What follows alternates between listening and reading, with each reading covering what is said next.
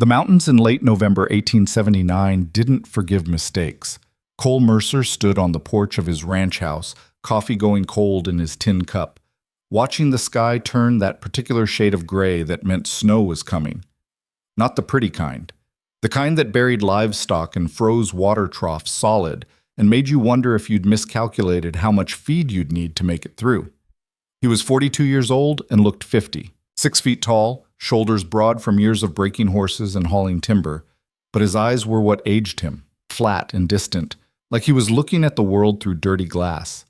His beard had gone salt and pepper early. His hands were scarred and rough. He moved with the deliberate efficiency of someone who'd learned not to waste energy on unnecessary things, like feelings, for instance. Sarah had been dead 4 years. 4 years since that February storm that came out of nowhere, the one that turned the world white in under an hour. She'd been visiting her sister 20 miles east when it hit. They found her horse a week later, wandered into a neighbor's barn. They found Sarah in April, after the thaw. Cole hadn't cried at the funeral. Hadn't cried since. Some part of him had frozen that day and never thawed out. He kept the ranch running because that's what you did. You didn't quit just because your heart stopped working. You fed the animals, mended the fences, chopped the wood, survived the winter, and did it all over again. That was life. Or at least that's what he told himself life was now. The ranch sat in a valley carved between 2 mountain ridges, accessible by a single rough road that turned into a mud-slick nightmare when it rained and a death trap when it snowed. 800 acres, most of it useless except for the 30 he'd cleared for pasture and the creek that ran year-round. He ran about 40 head of cattle, a dozen horses, some chickens that were too mean to die. The house was timber and stone, 2 bedrooms, a kitchen, a living area with a fireplace that ate wood faster than he could cut it. It was isolated. That was the point. Cole had had enough of people after Sarah died. The well-meaning neighbors bringing casseroles and sorry for your loss platitudes.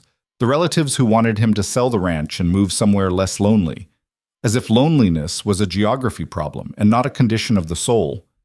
He'd stopped going to town except when absolutely necessary. Stopped attending church.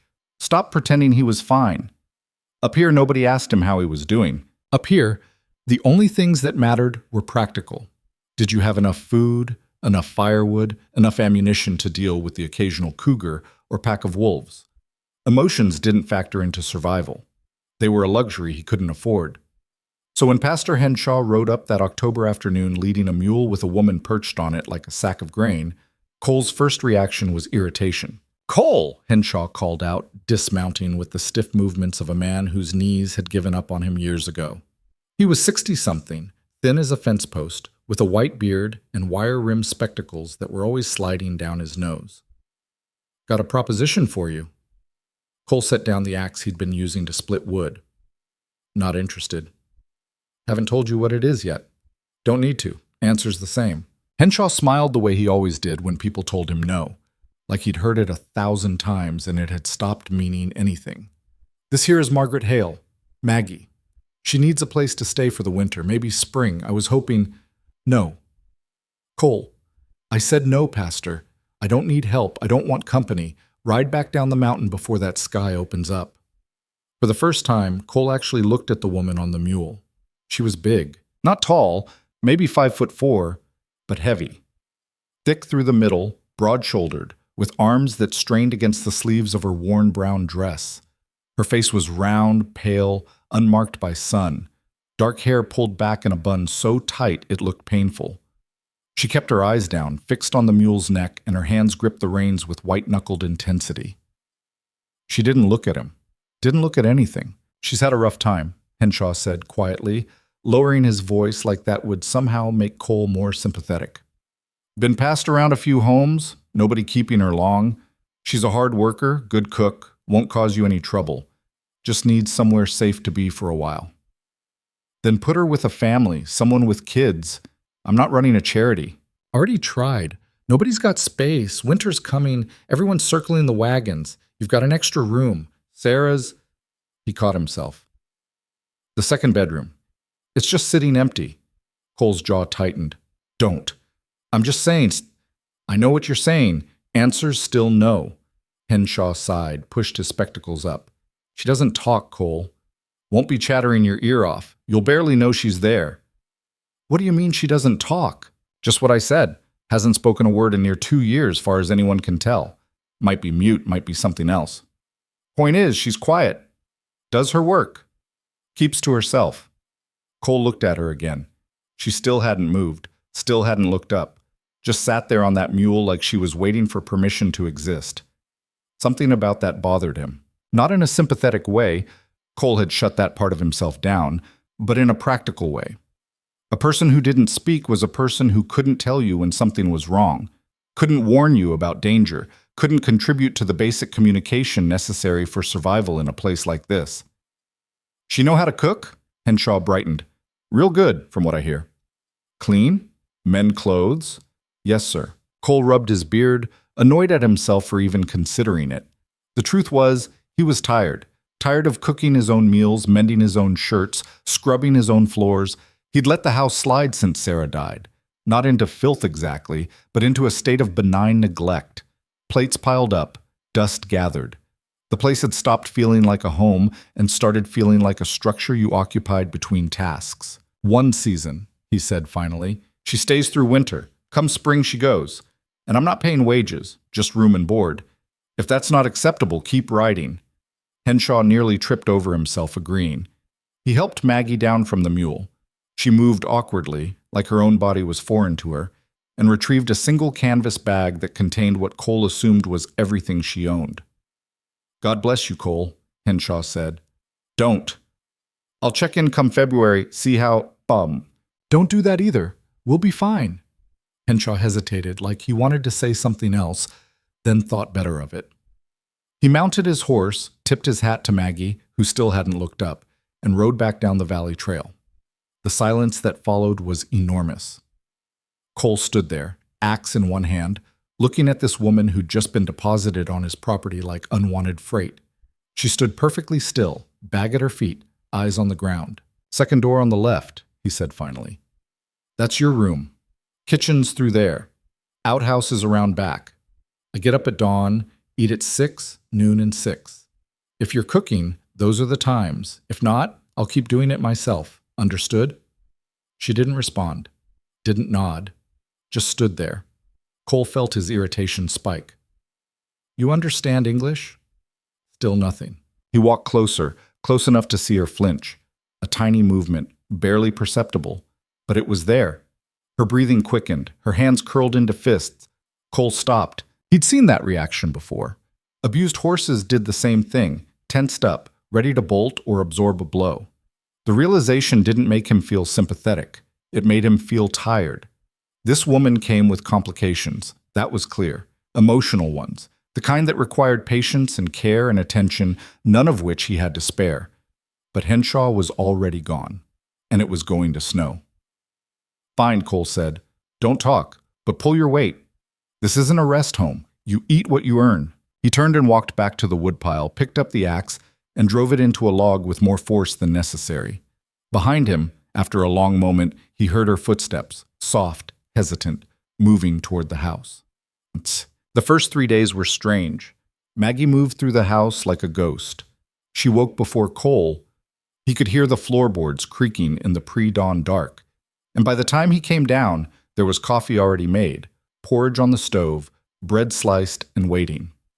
She ate separately after he'd finished, standing at the counter with her back to the room. She washed dishes immediately, swept floors, wiped down surfaces. She never made eye contact, never made a sound. It was unnerving. Cole had lived alone for 4 years, and the silence had been fine, welcome even. But this was different. This was the silence of another person actively trying not to exist. It reminded him of the way prey animals behaved around predators. Watchful, tense, ready to disappear. He tried to ignore it. She did her work. He did his.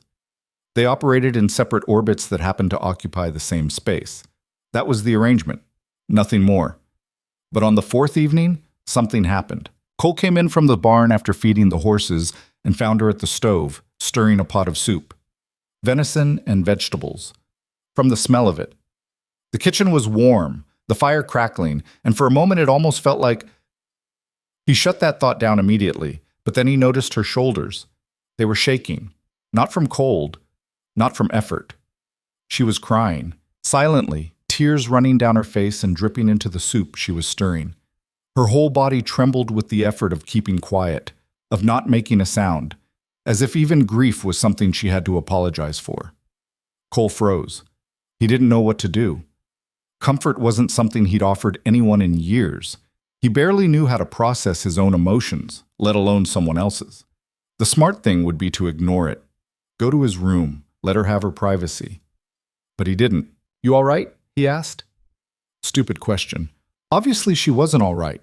She stiffened, went absolutely still, wiped her face quickly with her sleeve and went back to stirring like nothing had happened. "Maggie," she didn't turn around. "You need to talk about something. There's—" He stopped. She didn't talk. That was the whole point. "Right. Never mind." He left her there and went to his room, closing the door behind him. But he couldn't stop thinking about it. Those tears hadn't been the tears of someone sad. They'd been the tears of someone broken.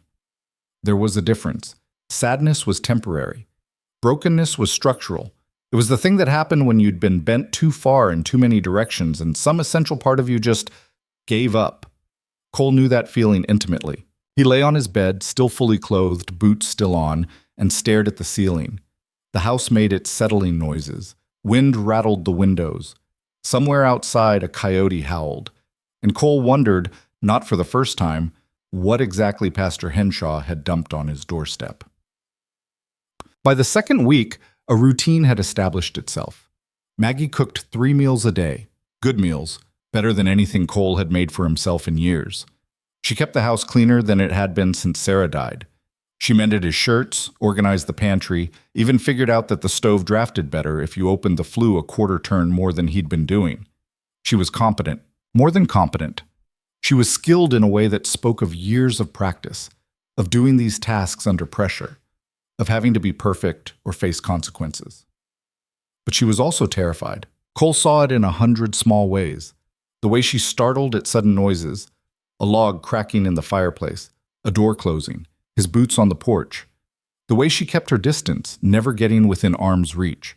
The way she moved through rooms like she was trying to minimize her presence, to take up as little space as possible despite her size. And the way she hid her wrists. He noticed it by accident one morning when she was reaching for a high shelf.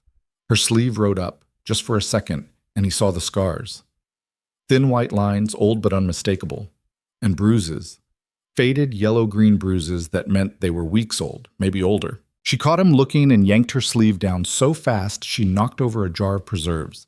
It shattered on the floor, glass and fruit everywhere, and she dropped to her knees immediately, frantically trying to pick up the pieces with her bare hands. "Stop," Cole said. "You're going to cut yourself." She didn't stop.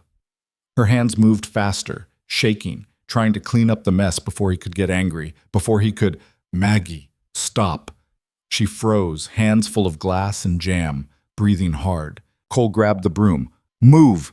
She scrambled backward, pressing herself against the wall, eyes wide. He swept up the mess in silence, dumped it in the trash, and got a rag to wipe up the rest. The whole time she watched him like he was a bomb that might go off. When he was done, he straightened up and looked at her. "I'm not going to hit you," he said. She didn't react. "I don't know what happened to you before you got here, and it's none of my business.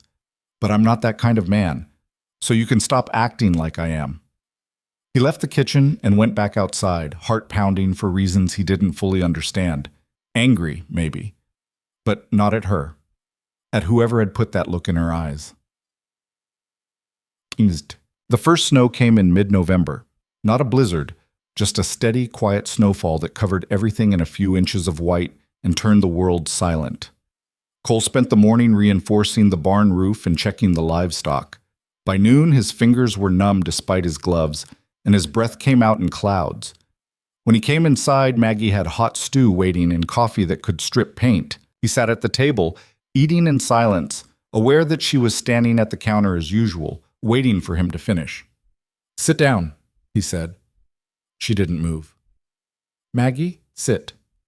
Slowly, reluctantly, she pulled out a chair and perched on the edge of it like she might need to run at any moment.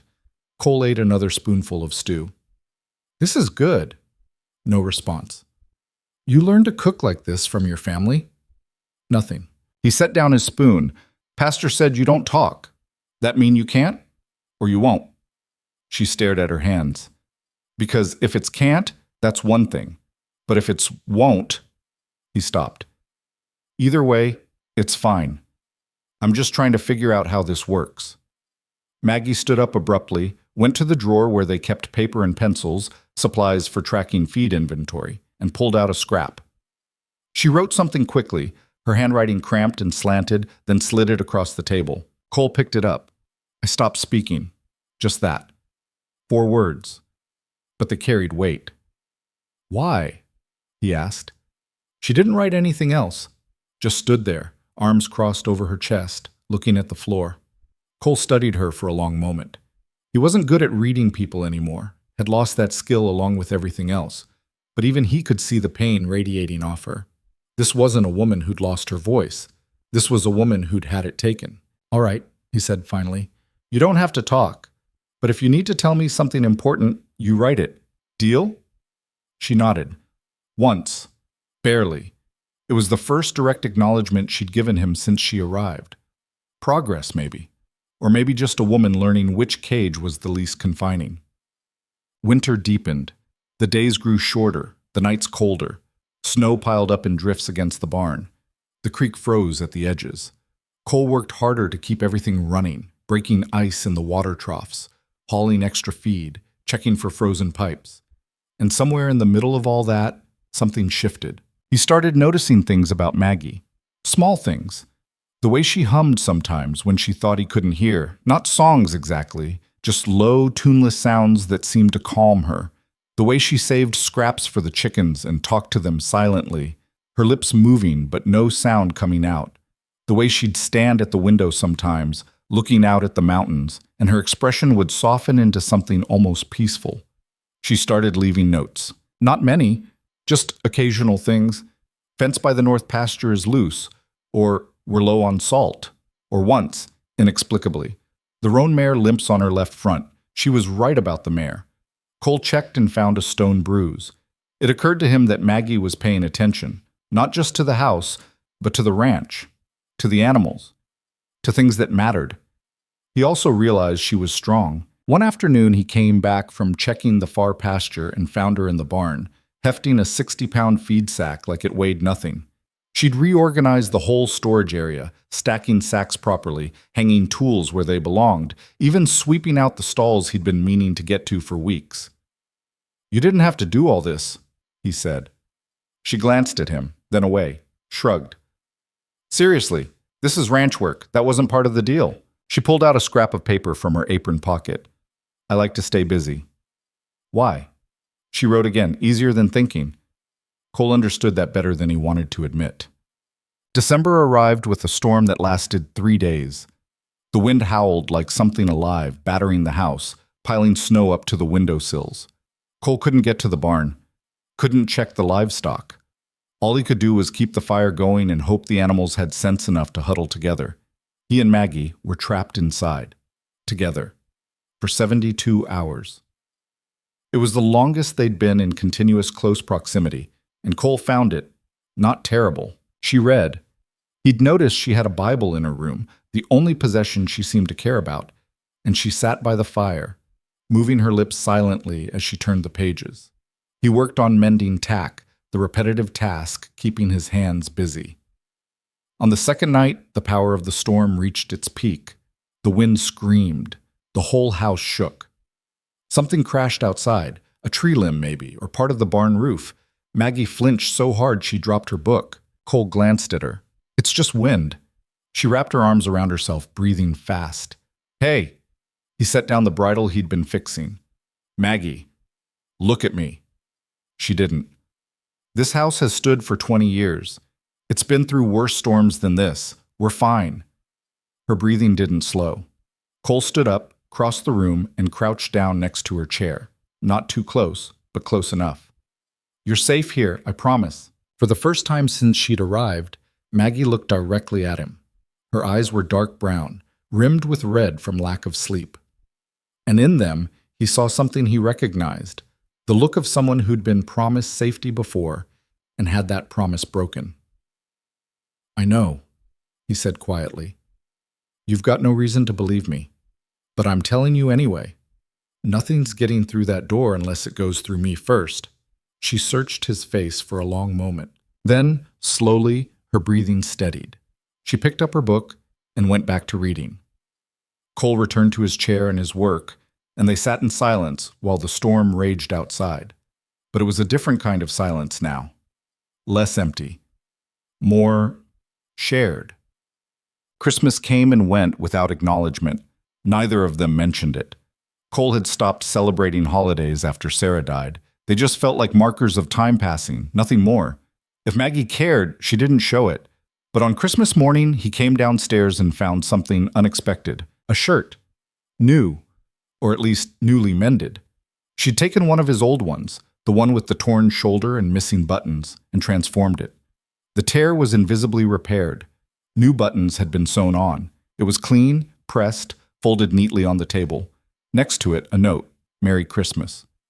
Cole stood there for a long time, holding that shirt. It wasn't just the repair work, though that was impressive.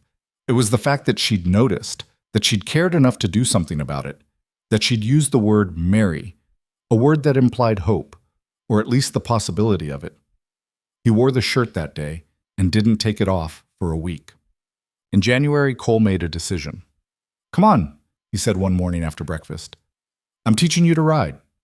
Maggie looked up from the dishes, startled. You're living on a ranch. You should know how to handle a horse. What if something happens and you need to get to town? She shook her head quickly. No. Why not? She wrote, I'll fall. Probably. That's how you learn.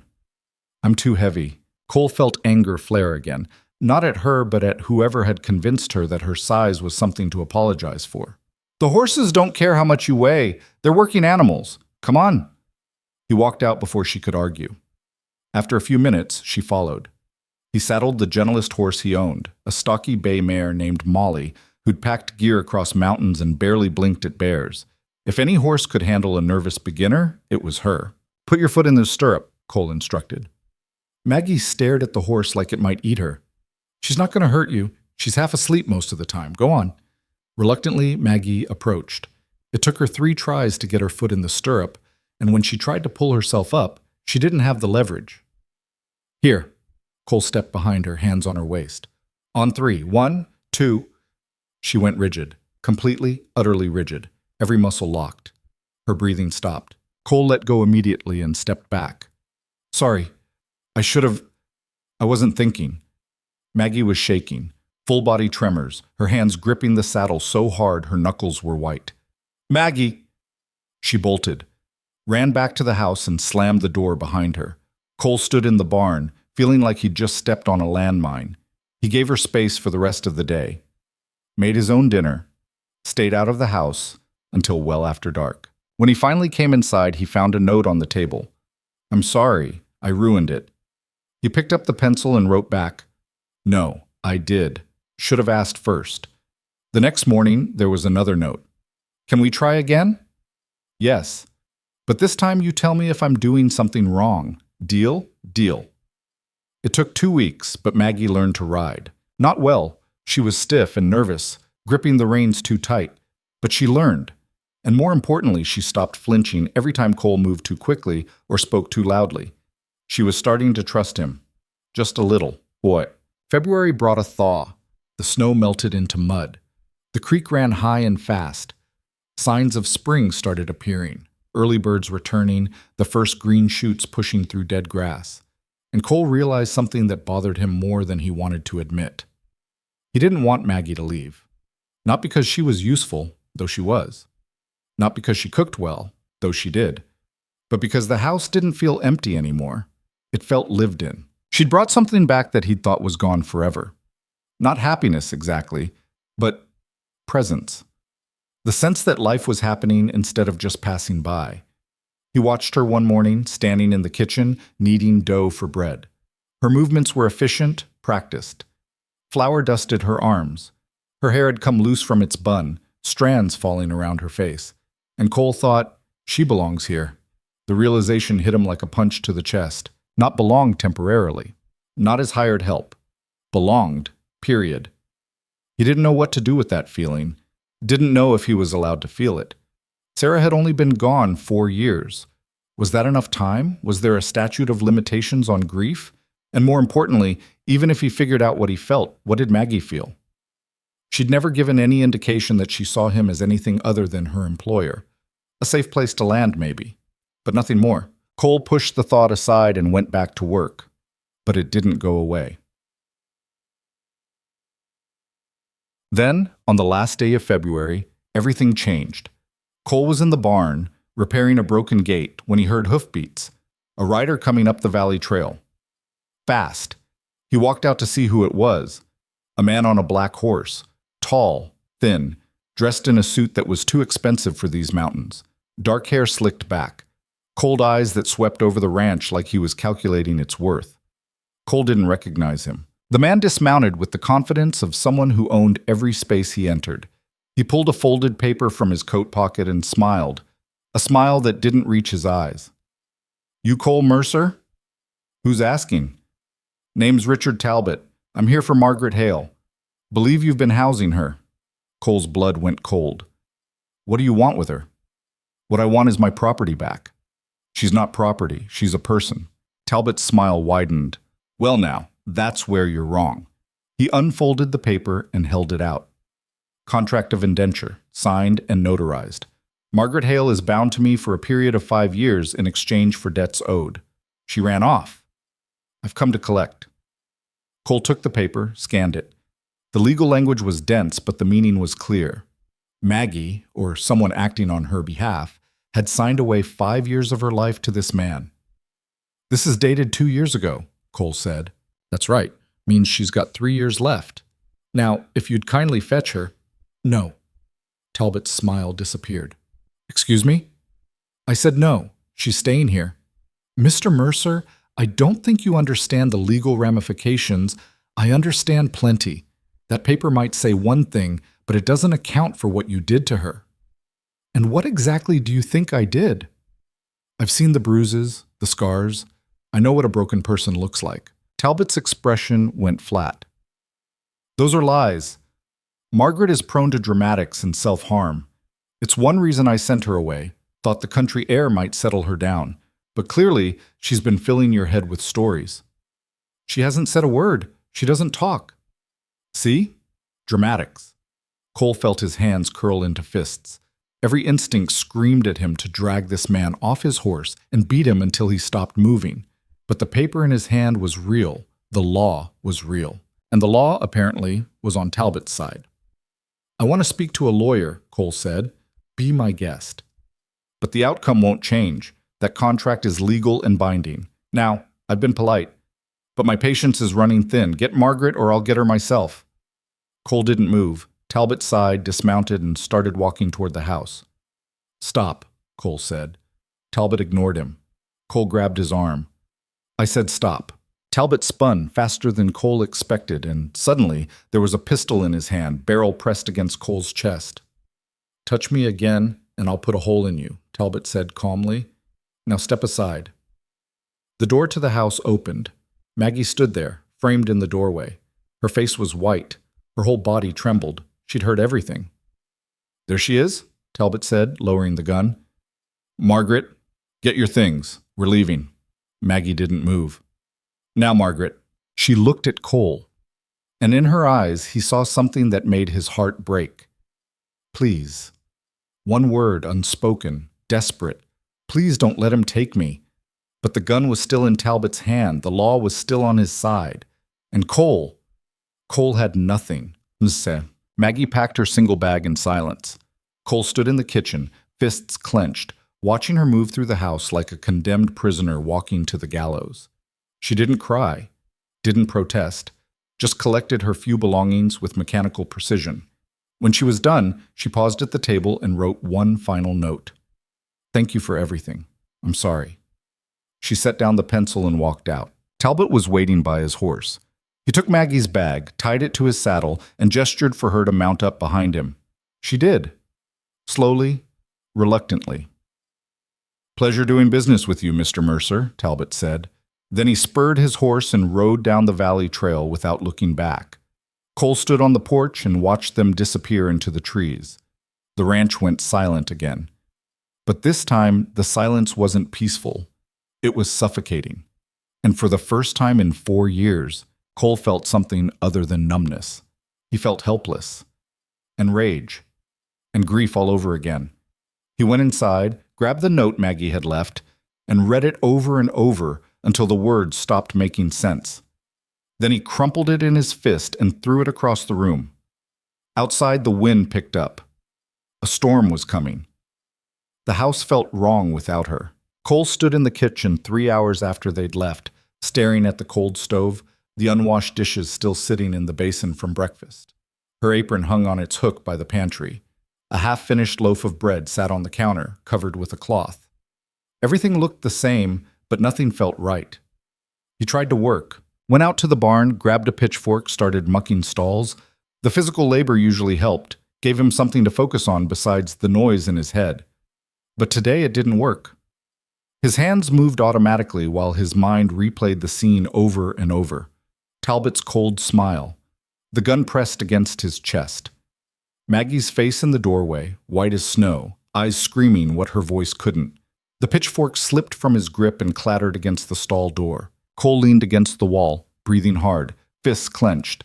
He'd let her go, just stood there like a coward and watched that bastard take her. The rational part of his brain, the part that had kept him alive through 4 winters alone, tried to make excuses. The law was on Talbot's side. The contract was real. Fighting would have gotten him shot and wouldn't have changed the outcome. He'd done the smart thing, the only thing. But the rest of him, the part that had been waking up slowly over the past few months, didn't give a damn about smart. That part wanted blood. Cole pushed off the wall and went back to the house. He found the note Maggie had left, smoothed it out on the table, and read it again. Her handwriting was cramped, slanted to the right like she'd learned to write while trying to make herself small. The paper was creased where he'd crumpled it, torn slightly at one edge. He set it down carefully and stood there for a long time, staring at nothing. Then he grabbed his coat and headed for the door. The ride to town took 2 hours. The road was half mud, half ice, treacherous in places where the thaw had undermined the ground. Cole pushed his horse harder than he should have, and the gelding tossed his head in protest but obeyed. They reached Timber Ridge just as the sun started dropping behind the western peaks. Timber Ridge wasn't much of a town, maybe 300 people if you counted generously, most of them spread out on homesteads and ranches in the surrounding valleys. Main Street had a general store, a saloon, a livery, a church, and a building that served as both courthouse and sheriff's office depending on the day. Cole tied his horse outside the latter and went in. Sheriff Frank Dockery was behind his desk, feet propped up, reading a week-old newspaper. He was 50-something, gray-bearded, with a gut that suggested he'd stopped chasing outlaws a decade ago. He glanced up when Cole walked in. "Mercer, don't see you in town much." "Need to talk to you about something." Dockery set down the paper. "All right, pull up a chair." Cole didn't sit. "Woman showed up at my place a few months back. Margaret Hale. Pastor Henshaw brought her. Said she needed a place to stay." "Okay." "Today, a man named Richard Talbot came and took her. Had papers saying she was bound to him. Indenture contract." Dockery's expression didn't change. "And?" "And she didn't want to go. She was scared of him. I think he hurt her." "You think? Or you know?" "I saw the scars, the bruises. Could have gotten those anywhere, working ranch. Lot of ways to get banged up." Cole felt his jaw tighten. "She got them before she came to me. And she was terrified when she saw him. That's not nothing." Dockery sighed and dropped his feet to the floor. "Cole, I'm going to be straight with you. What you're describing, even if it's all true, doesn't change the legal situation. If Talbot's got a signed contract, he's got rights. Indentured servitude is legal. Has been since before either of us was born. Even if he's abusing her? You got proof? Witnesses? Her testimony? She doesn't talk. Then you got nothing." Cole leaned forward, palms flat on the desk. "So you're telling me there's nothing I can do? Nothing the law can do? I'm telling you the law protects property rights. And like it or not, that contract makes her his property for the duration. Now, if you want to hire a lawyer, go to the county seat, file a complaint, you can do all that. But it'll take months, cost money you probably don't have. And at the end of it, the judge is going to look at that contract and rule in Talbot's favor. That's it? That's your answer? That's the law's answer. Dockery's voice softened slightly. Look, I get it. You got attached. Happens. But she's not your wife, not your kin. You got no legal standing here. Cole straightened up slowly. His hands were shaking, not from fear, from rage so intense it made his vision narrow. Where'd he take her? Who? Talbot? Yes, Talbot. Where does he live? Dockery hesitated. Cole, where? Last I heard, he's got a place about 30 miles south. Big house, lot of land, runs some kind of business out of Denver, but he keeps a residence here. Look, whatever you're thinking, I'm not thinking anything. Good. Because if you go down there looking for trouble, he will shoot you. Man like that with money and lawyers, you'll end up in a cell or a grave and she'll still be right where she is. Cole turned and walked out without another word. He stood on the boardwalk outside, breathing hard, watching the sun sink lower. A few people passed by, neighbors he'd known for years, but he didn't acknowledge them. Couldn't. His mind was too loud. 30 miles south. He could ride there tonight, kick down the door, take her back by force. And then what? Run? Hide? Spend the rest of their lives looking over their shoulders? Even if he managed to get her out, and that was a big if, the law would come after them. Men like Talbot didn't let go of what they owned. Dockery was right. Cole had no legal standing, no money for lawyers, no influence. He was just a man alone on a mountain who'd gotten foolish enough to care about someone again. He mounted his horse and rode back toward the ranch. But halfway there, he stopped, just pulled up the reins and sat in the middle of the road as darkness fell around him. The gelding stamped impatiently, breath steaming in the cold air. Cole thought about Maggie's face in the doorway, thought about the note she'd left, thought about the way she'd started to come alive over the past few months, the humming, the way she'd smile sometimes when she thought he wasn't looking, the way she'd learned to ride despite being scared. And he thought about what would happen to her now, back in Talbot's house, back under his control. That small, fragile spark of life she'd started to find would get snuffed out, ground down. She'd go back to being what she'd been before, a ghost in her own body, silent and invisible and broken. Unless. Cole turned the horse around, not toward town, not toward Talbot's place, toward the ranch. He had an idea, probably a stupid one, but it was better than nothing. When he got home, the house was dark and cold. He lit a lamp, started a fire, and sat down at the table with paper and pencil. He wasn't good with words, never had been, but he wrote anyway. Maggie, if you find a way back, the door will be unlocked. The lamp will be lit. I'll be here. Cole. He read it over 3 times, crossed out if and wrote when, then crossed that out and went back to if. He folded the paper and put it in his pocket. Then he went to the window and set an oil lamp on the sill, trimmed the wick so it would burn steady and long. A signal. A promise. Maybe she'd never see it. Maybe she was already too far gone, too buried under Talbot's control to even think about escape. Maybe the whole thing was pointless. But Cole had spent 4 years doing nothing, feeling nothing, letting life happen around him instead of to him. He was done with that. Even if this gesture was futile, even if it changed nothing, at least it was something. At least it meant he'd tried. He kept the lamp burning all night. The next morning, Cole woke to silence and an empty house and a crushing sense of failure. The lamp in the window had burned down to nothing. He refilled it, relit it, and went about his work with mechanical efficiency. Fed the animals, mended a fence, split wood, made himself eat even though the food tasted like ash. That night, he lit the lamp again. And the night after that. And the night after that.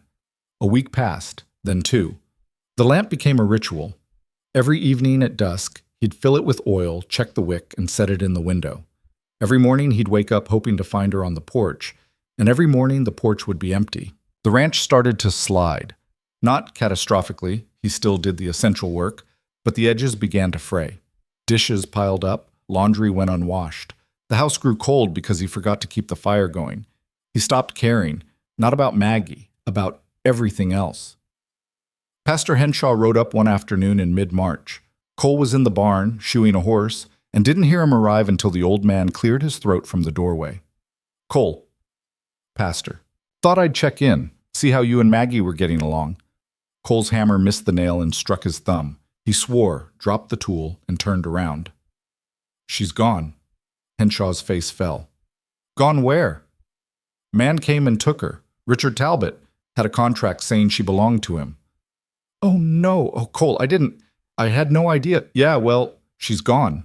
Henshaw stepped into the barn, looking older than his years. I should have asked more questions before I brought her here. Should have looked into her situation more carefully. There were so many people who needed help, and she seemed, it's not your fault. Then whose fault is it? Cole picked up the hammer. Mine. I let her go. What were you supposed to do? Fight the law? Maybe. That wouldn't have helped her. You know that. Don't make it feel any better. Henshaw was quiet for a moment, watching Cole work. You care about her. It wasn't a question. Cole didn't answer. It's all right to care, Cole. Sarah wouldn't have wanted you to shut yourself off forever. Don't. Cole's voice came out harder than he intended. Don't bring Sarah into this. I'm just saying, I know what you're saying, and I appreciate the concern, but unless you've got a way to break an indenture contract, I don't need the sermon. Henshaw sighed. I'll ask around, see if there's anything that can be done. In the meantime, I wait. That's all I can do. After Henshaw left, Cole went back to the house and stared at the lamp in the window. The flame flickered in the draft, casting shadows on the walls. He thought about blowing it out, giving up, accepting that Maggie was gone and wasn't coming back. But he didn't. He left it burning. 3 weeks after Maggie left, Cole rode into town for supplies. He needed flour, salt, coffee, basic things he'd let run out because he couldn't be bothered to care. The general store was busy, full of ranchers and homesteaders stocking up before the final spring storms hit. Cole grabbed what he needed and brought it to the counter. Mary Hutchins, who ran the store with her husband, rang him up with her usual efficient chatter. Haven't seen you in a while, Cole. How's everything up on the mountain? Fine. Heard you had a woman staying with you for the winter. News traveled fast in small towns. Cole handed her money. Not anymore. Oh? Where'd she go? Away. Mary's expression shifted, not quite pity, but something close to it. Well, I'm sorry to hear that. She seemed like a nice girl, quiet. Cole gathered his supplies and turned to leave. Cole? He stopped. If she ever comes back, you let us know, all right? Some of us have been worried. About what? Mary glanced around, lowered her voice. That Talbot man came through here a few times this winter, asking questions about landowners, about who owed money, made some folks uncomfortable. Why? Because he's the kind of man who collects debts, and not always in ways that are neighborly. Cole felt something cold settle in his gut. What kind of debts? All kinds. Money, labor, whatever he can get a contract for. Word is he's got a whole network of people working for him. Indentured folks, mostly. Keeps them isolated, works them hard. She paused. Some say worse than that, but those are just rumors. Where'd you hear this? Around. You know how it is. People talk. Cole left the store and stood on the boardwalk, mind racing. If what Mary said was true, if Talbot had multiple people working under contracts, then Maggie wasn't alone in that house. There were others, which meant either she had allies or she was surrounded by people too broken to help her. He needed more information. The saloon was across the street, and even though it was barely noon, there were a handful of men inside nursing drinks. Cole pushed through the door and scanned the room. Most of the faces were familiar, local ranchers, drifters passing through, but one man stood out, older, weathered, with the look of someone who'd spent too much time on the wrong side of luck. Cole bought a drink he didn't want and sat down across from the man. You work for Richard Talbot? The man looked up, eyes narrowed. Who's asking? Someone who wants to know what kind of man he is. The kind you don't cross. The man took a drink. Why? He took something from me. Then consider it gone. Talbot doesn't give back what he takes. I'm not asking for advice. I'm asking what you know about him. The man studied Cole for a long moment. You got money? No? Then I got nothing to say. Cole stood up, frustration boiling over. This was pointless. Everyone was either scared of Talbot or working for him, and no one was going to... Wait! Cole turned back. The man leaned forward, voice low. I worked for him. 2 years, clearing land on a contract I signed when I was desperate. Worst 2 years of my life. He's got a place south of here. Big house, lots of workers. Keeps them locked in at night. feeds them just enough to keep working. Anyone tries to leave, he drags them back with the law on his side. You want to know what kind of man he is? He's the kind who breaks people for profit. How many people does he have? Last I knew? 15, maybe 20, hard to say. Turnover's high. People finish their contracts or die trying. Cole felt his stomach turn. Die? Accidents happen, or that's what he calls them. Sick workers don't get doctors. Injured workers get left to heal on their own. You do the math. How'd you get out? Finished my contract, barely. Then I ran and didn't look back. The man drained his glass. If you're thinking about going after someone he's got, don't. You'll lose. He's got the law, the money, and the mean streak to back it up. Cole left the saloon with more questions than answers. But one thing was clear. Maggie wasn't just trapped. She was in danger, real danger. The kind that didn't wait for rescue. He rode back to the ranch as the sun set, mind churning. He couldn't fight the law. Couldn't afford a lawyer. Couldn't storm Talbot's place and drag Maggie out without getting shot or arrested or both. But he also couldn't do nothing. There had to be a way. Some angle he wasn't seeing, some loophole or leverage, or he was so lost in thought he almost didn't see the smoke. But then the wind shifted and the smell hit him. Acrid. Wrong. Cole spurred his horse into a gallop. The ranch came into view and his heart stopped. The barn was on fire. Flames licked up the sides, black smoke pouring into the sky. He could hear the horses screaming inside, panicked and trapped. Cole didn't think, just dismounted and ran. The heat hit him like a wall. The door was already engulfed, the wood splintering and cracking. He grabbed a bucket from the trough, doused himself with water, and kicked the door open. Inside was chaos, smoke so thick he could barely see. The horses thrashing in their stalls, eyes rolling white with terror. Cole grabbed the first one he could reach, Molly, the gentle bay mare Maggie had learned to ride, and dragged her toward the door. She fought him, too panicked to understand he was helping, but he got her outside and slapped her flank to send her running. Then he went back in. 3 more horses. The smoke was worse now, burning his lungs, making his eyes stream. He could feel the heat on his back, knew the structure was close to collapsing, but he couldn't leave them. The second horse came easier. The third balked, refused to move until Cole grabbed a rope and literally pulled her through the flames. The fourth horse, the roan gelding he'd ridden to town, was down in its stall, overcome by smoke. Cole dropped to his knees, got his arms under the gelding's neck, and pulled. The horse was dead weight, easily 900 pounds. Cole pulled anyway, every muscle screaming. He got the animal halfway to the door when a beam overhead cracked and fell. It missed Cole by inches, crashed into the stall he'd just left, and sent a shower of sparks across the floor. The whole barn was coming down. Cole made one final desperate heave and got the gelding outside just as the roof collapsed behind them. He dragged the horse another 20 feet and fell to his knees, gasping for air. The barn burned through the night.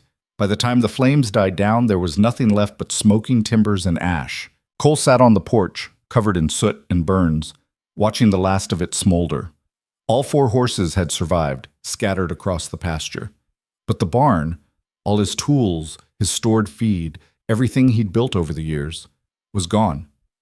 He should have felt devastated, should have felt the weight of loss crushing down on him, but all he felt was a strange, distant calm. Because he knew what this was. This wasn't an accident, this was a message. From Talbot, stay away from what's mine. Cole stood up slowly, bones aching, and walked to the window where the lamp still burned. The flame was small, flickering, almost out. He refilled it, turned up the wick, and set it back in the window. Then he went inside, cleaned himself up, and sat down at the table. He pulled out paper and pencil and started making a list, not of what he'd lost. That didn't matter anymore, but of what he needed to do. He was done waiting, done playing by rules that protected men like Talbot and crushed people like Maggie. If the law wouldn't help her, then the law could go to hell. Cole was going to get her back, even if it killed him. The next morning, he buried what was left of the barn. Not literally, there was too much debris for that, but he covered the burnt timbers with dirt to keep sparks from spreading, cleared a space for the horses to shelter, and salvaged what little he could from the wreckage. Then he saddled Molly and rode south. Not to Talbot's place. Not yet. But to every homestead and ranch within a day's ride. He needed allies, information, resources. What he got was doors closed in his face. The first 3 places he tried, people wouldn't even let him finish explaining. As soon as he mentioned Talbot's name, they shut him down. Can't help you. Don't want trouble? Sorry. The 4th place, a small ranch run by a widow named Catherine Pierce and her 2 grown sons, at least let him inside. You're talking about going up against Richard Talbot, Catherine said, pouring him coffee he didn't want. That's suicide. Maybe, but I can't leave her there. Why not? She's not your wife, not your blood. Doesn't matter. Catherine exchanged a glance with her sons. Cole, I respect what you're trying to do, but Talbot owns half the county. He's got judges in his pocket, sheriffs on his payroll. You go after him, you'll lose everything. Already lost the barn. Then you know what he's capable of. Walk away. Find someone else to care about. Cole set down the coffee. Can't. Why not? Because I already walked away once. Let someone I cared about disappear into the snow because I was too numb to fight for her. I'm not doing that again. The room went quiet. One of Catherine's sons, the younger one, maybe 25, leaned forward. What exactly are you planning? Don't know yet. That's why I'm here. Thought maybe someone would have an idea that didn't involve getting shot. There isn't one, the older son said. Talbot's too protected. Then I'll find a different way. There is no different way. Cole stood up. Thanks for the coffee.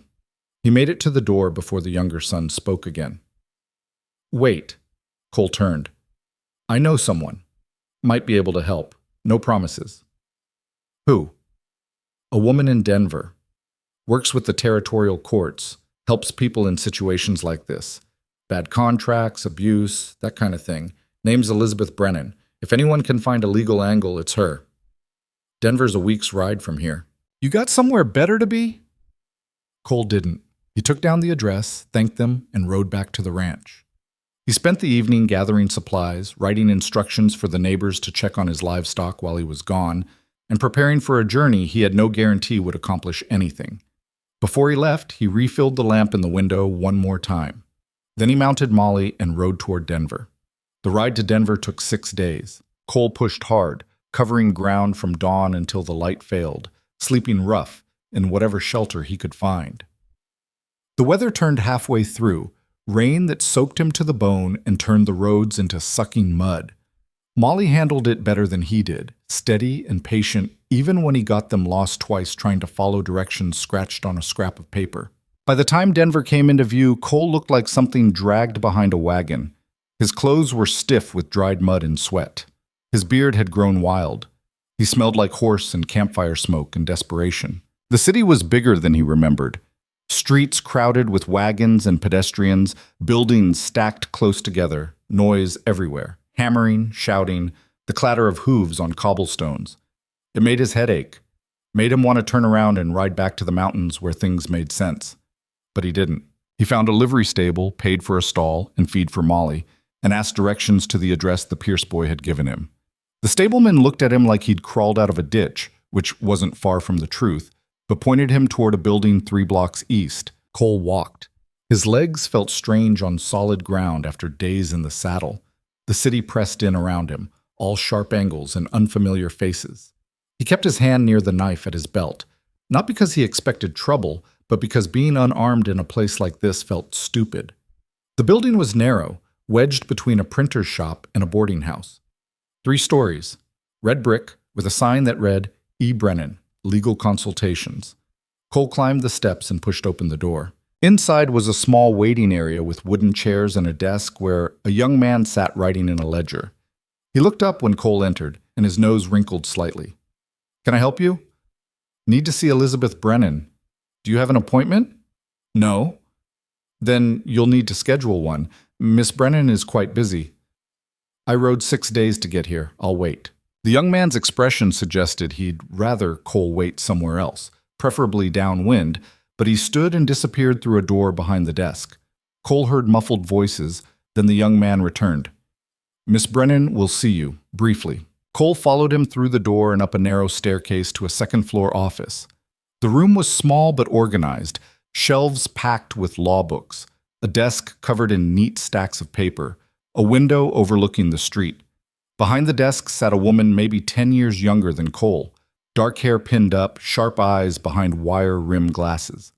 She wore a simple dress, gray wool, with ink stains on the cuffs. Mr. Mercer, Cole Mercer. Sit down, Mr. Mercer. Her voice was clipped, efficient. My clerk says you rode 6 days to see me. Must be urgent.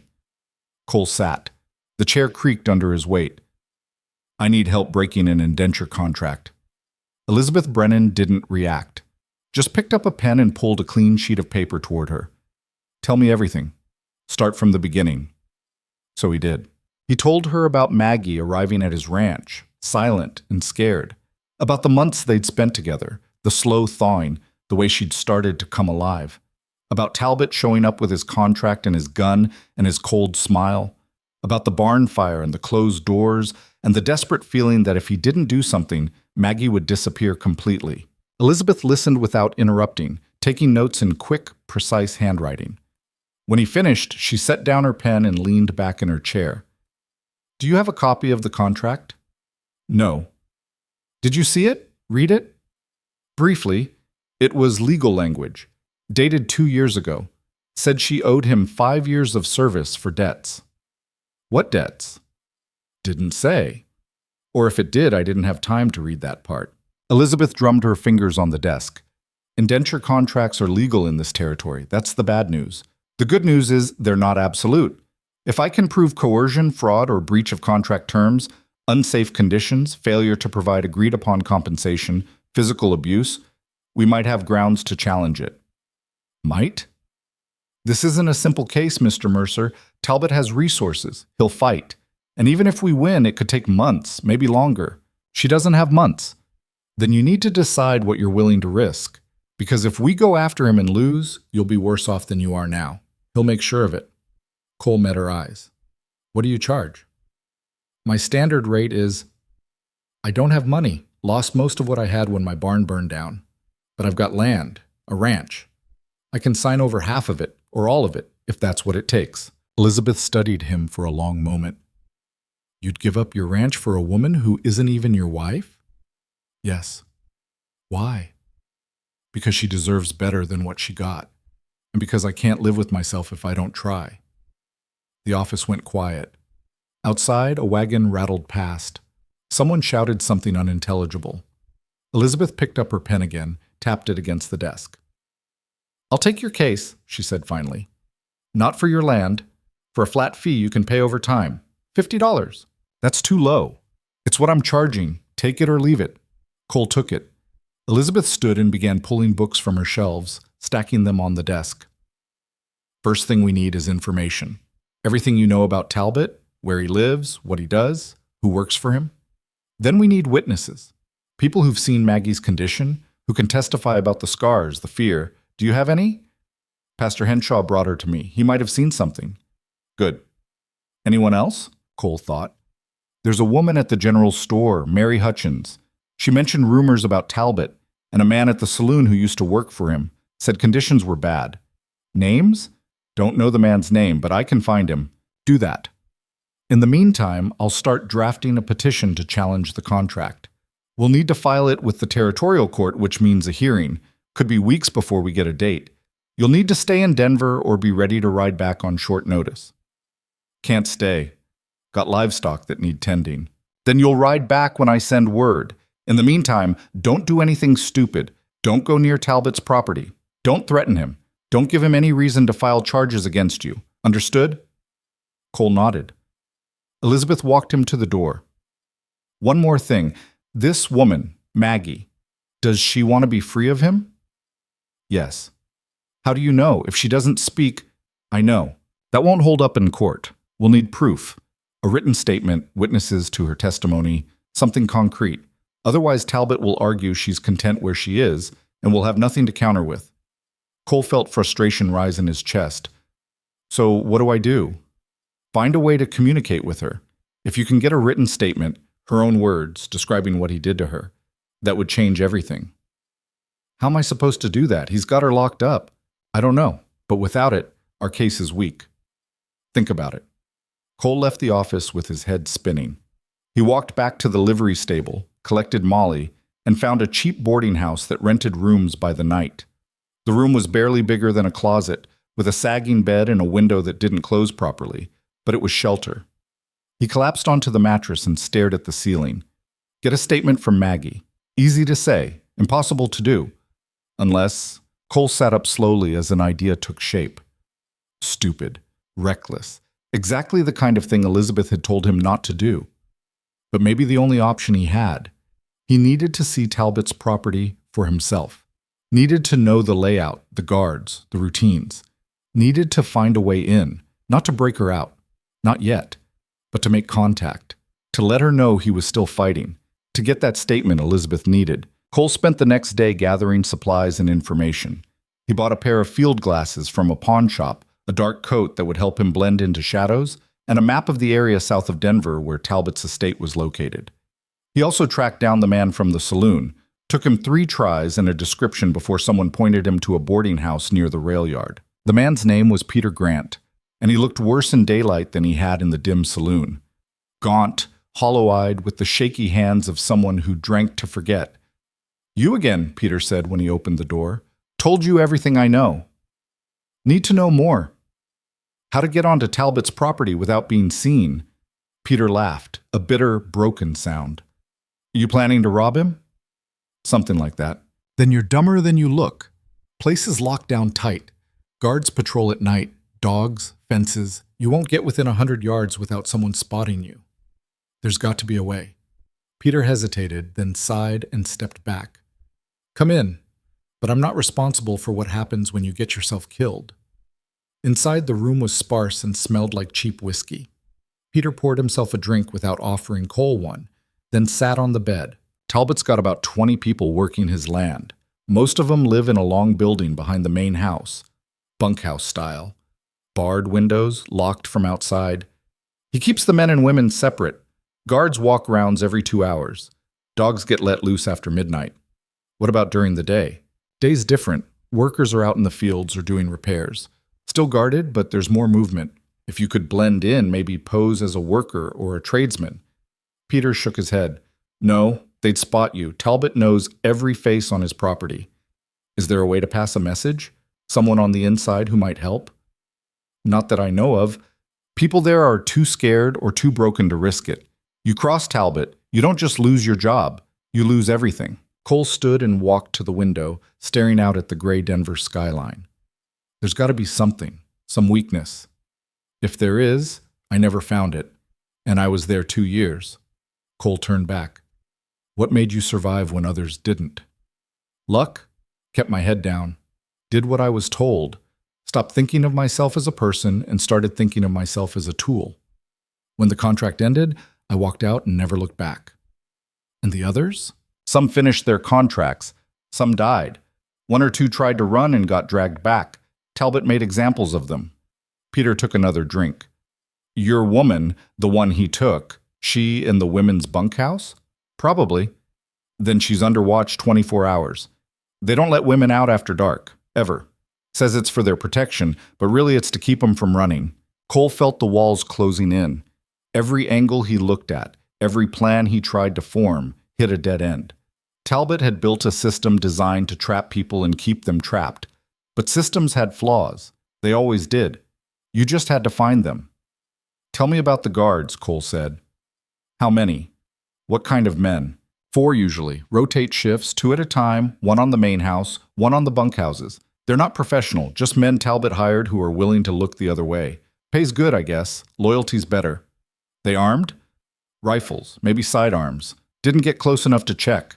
Cole asked more questions about the layout of the buildings, the schedule, the places where guards didn't patrol. Peter answered what he could, his voice growing more reluctant as the conversation went on. Finally, he stood up. Look, I've told you more than I should. You want to throw your life away, that's your business. But don't drag me into it. I'm done with Talbot. Done with all of it. Cole left him there and went back to his boarding house. He spread the map on the bed and marked everything Peter had told him, trying to piece together a plan that wouldn't get him shot on sight. 2 days later, Cole was on a ridge overlooking Talbot's estate, watching through the field glasses as the sun set. The property was bigger than he'd expected. A large main house, white with columns, like something you'd see in the East. Behind it, Two long wooden buildings, the bunkhouses Peter had mentioned. Beyond those, fields stretching toward a tree line, fenced and orderly. Everything about the place screamed control. Order. A man who didn't leave anything to chance. Cole watched the guards change shifts, saw workers being herded back into the bunkhouses as darkness fell. Saw the dogs, 3 of them, big and mean-looking, being released to patrol the grounds. He waited until full dark, then moved closer. The fence was 6 feet tall, wooden, with barbed wire at the top. Not impossible to climb, but difficult and noisy. Cole circled around to the north side, where the tree line came closest to the property. From there, he could see the women's bunkhouse more clearly.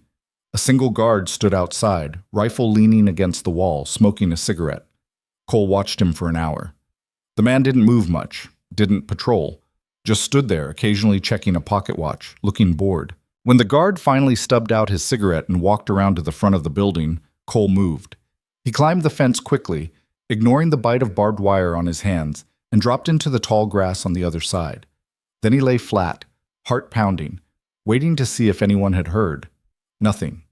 No shouts, no dogs, no gunfire. Cole crawled forward, using the grass and shadows for cover, until he was close enough to the bunkhouse to hear voices inside. Women's voices. Muffled, indistinct. He couldn't make out words, but the tone was exhausted, defeated. The windows were barred, like Peter had said, but there was a ventilation gap near the ground, maybe 6 inches tall, where the foundation didn't quite meet the wall. Cole pulled a scrap of paper from his pocket, the note he'd written before leaving Denver, and folded it small. Then he found a pebble, wrapped the paper around it, and positioned himself near the gap. He whispered, barely louder than breath. "Maggie?" No response. "Maggie Hale." Inside, the voices stopped. Cole's pulse hammered. "If you can hear me, there's a note coming through the gap. Read it. Don't let anyone see." He pushed the pebble and paper through the opening and waited. For a long moment, nothing happened. Then he heard movement, quiet footsteps, the scrape of something being picked up. A woman's voice, not Maggie's. "Who's out there?" "A friend. Tell Maggie. Maggie can't come to the window. She's—" Footsteps. Heavier. A man's voice from somewhere outside. "Everything all right in there?" The woman's voice changed instantly, louder. "Fine, just dropped something." Cole pressed himself flat against the ground, barely breathing. The guard walked past, close enough that Cole could have reached out and touched his boots. He paused, listening, then kept moving. Cole waited 5 minutes. 10. Then he crawled backward, inch by inch, until he reached the fence. He climbed over, faster this time, careless, and the barbed wire tore a gash in his arm and dropped into the grass on the other side. He didn't stop moving until he was back on the ridge, lungs burning, blood dripping from his arm. Only then did he let himself think about what he'd heard. Maggie can't come to the window. What did that mean? Was she hurt? Sick? Locked in a different room? Cole wrapped his arm with a strip of cloth torn from his shirt and started the long walk back to where he'd left Molly. His mind raced. The note he'd left had said, "I'm still fighting. Write down what he did to you. I'll come back for it." But if Maggie couldn't get to the window, how would she get the note to him? And more urgently, what was Talbot doing to her that kept her from even approaching? Cole reached Denver 2 days later, feverish and half delirious from the infected cut on his arm. He made it to Elizabeth Brennan's office on willpower alone, stumbled through the door, and collapsed into a chair. The clerk, same young man as before, took one look at him and ran for Elizabeth. She appeared moments later, took in his condition with one sharp glance, and started barking orders. "Get a doctor, now, and water, clean cloth." "I'm fine," Cole mumbled. "You look like death. What happened?" "Went to Talbot's place, tried to pass a message to Maggie." "I told you not to do anything stupid. Didn't have a choice." Elizabeth crouched down next to him, examining the wound on his arm. The flesh around it was red and swollen, radiating heat. "This needs stitches, and you need rest. When's the last time you ate?" Cole couldn't remember. The doctor arrived, a tired-looking man with gray whiskers, and spent the next hour cleaning the wound, stitching it shut, and lecturing Cole about infection and blood poisoning. Cole barely heard him. His mind was stuck on the woman's voice in the bunkhouse. Maggie can't come to the window. When the doctor finally left, Elizabeth sat down across from Cole and folded her hands. "Now, tell me everything." He did. She listened, her expression growing darker with each detail. "You're lucky you didn't get shot," she said when he finished. "I know. And you didn't get the statement I need." "I know that too." Elizabeth stood and paced the length of her office.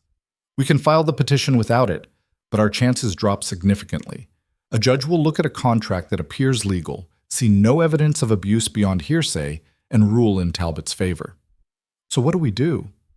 We build the case anyway. Use what we have, your testimony, the pastors, anyone else who can speak to Maggie's condition when she arrived at your ranch. It won't be as strong, but it's something. How long? To get a hearing? 4 weeks, maybe 6. Then we present evidence, Talbot presents his defense, and the judge rules. Could go either way." Cole's head dropped into his hands. 6 weeks. 6 weeks while Maggie stayed in that place, locked up, unable to even approach a window. He couldn't wait 6 weeks, but he also couldn't storm the place alone. That would get him killed and leave Maggie worse off than before. "There's one other option," Elizabeth said quietly. Cole looked up. "We go to the newspapers, expose what Talbot's doing. Indenture contracts are legal, but public opinion can be a powerful weapon. If we can get people angry enough, especially if other workers come forward, it might pressure Talbot to settle. He doesn't seem like the type who bends to pressure. Maybe not, but it's worth trying. I have contacts at the Denver Post. They've run stories on labor abuses before. If I can convince them this is worth covering..." "Do it," Cole said, "whatever it takes." Elizabeth nodded. "I'll start making calls. In the meantime, you need to rest. You're no good to anyone dead." Cole wanted to argue, wanted to get back on Molly and ride straight to Talbot's place and tear the door off that bunkhouse with his bare hands. But his body had other ideas. The fever was getting worse.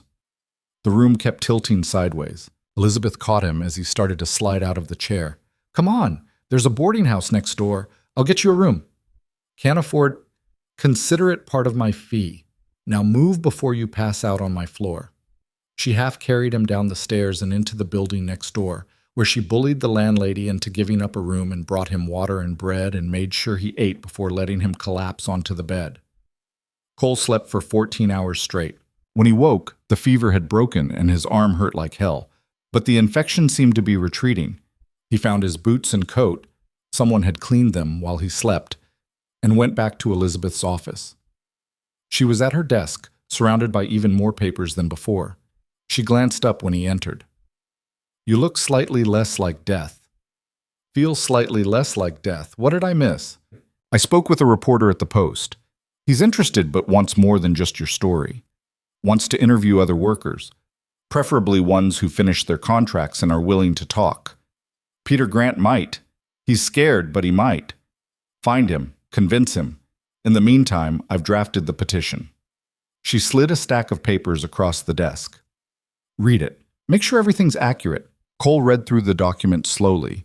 It laid out Maggie's situation, the evidence of abuse, the legal grounds for challenging the contract. It was thorough, professional, and it made him realize just how much he was asking this woman to risk. "Why are you doing this?" he asked. Elizabeth looked up. "Doing what?" "Helping me. You don't know me. Don't know Maggie. You could have turned me away." She was quiet for a moment, then removed her glasses and rubbed her eyes. "I had a sister, younger. She signed an indenture contract when she was 16, thought she was going to work in a shop, learn a trade. Instead, the man who held her contract put her in a brothel.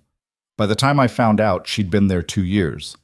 I tried to get her out legally, fought for months, but the contract was airtight and the judge didn't care." Elizabeth's voice went flat.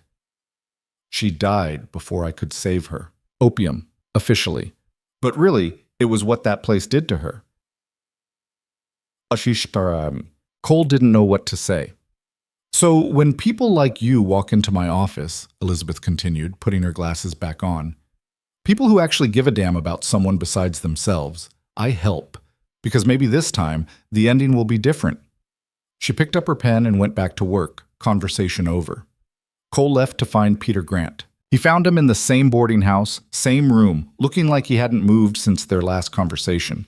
But when Cole explained what he needed, an interview with a newspaper, a chance to expose Talbot, Peter's expression changed from wary to something else. Fear, maybe. Or hope. "They'll print my name?" Peter asked. "Probably. Unless you ask them not to. Then Talbot will know it was me. He'll come after me. Maybe. Or maybe if enough people speak up, he'll have bigger problems than one man telling the truth." Peter stood and walked to the window, staring out at nothing. "I swore I'd never think about that place again. Swore I'd put it behind me and move on. I'm not asking you to go back, just asking you to talk." "Talking's going back in here," Peter tapped his temple. "You understand that?" "Yeah, I do." Peter was quiet for a long time, then he turned around. "When's this interview?" "Tomorrow, if you're willing." "I'll think about it." It was the best Cole was going to get. He left Peter there and spent the rest of the day preparing, writing down everything he could remember about Maggie's arrival, her condition, the things she'd written in her notes. Building the case piece by piece, that night, lying in his narrow boarding house bed, Cole thought about the lamp he'd left burning in the window at the ranch, wondered if it was still going, wondered if Maggie knew somehow that he was still fighting. He had to believe she did, because the alternative that she'd given up, that she thought he'd forgotten her, was unbearable. The next morning, Peter Grant showed up at Elizabeth's office. "I'll do it," he said simply. The interview happened that afternoon in a cafe downtown. The reporter, a young man named Thomas Webb, asked questions for 2 hours. Peter answered them all, his voice shaking but steady. He described the conditions at Talbot's estate, the locked bunkhouses, the inadequate food, the workers who got sick and weren't treated, the threats, the violence.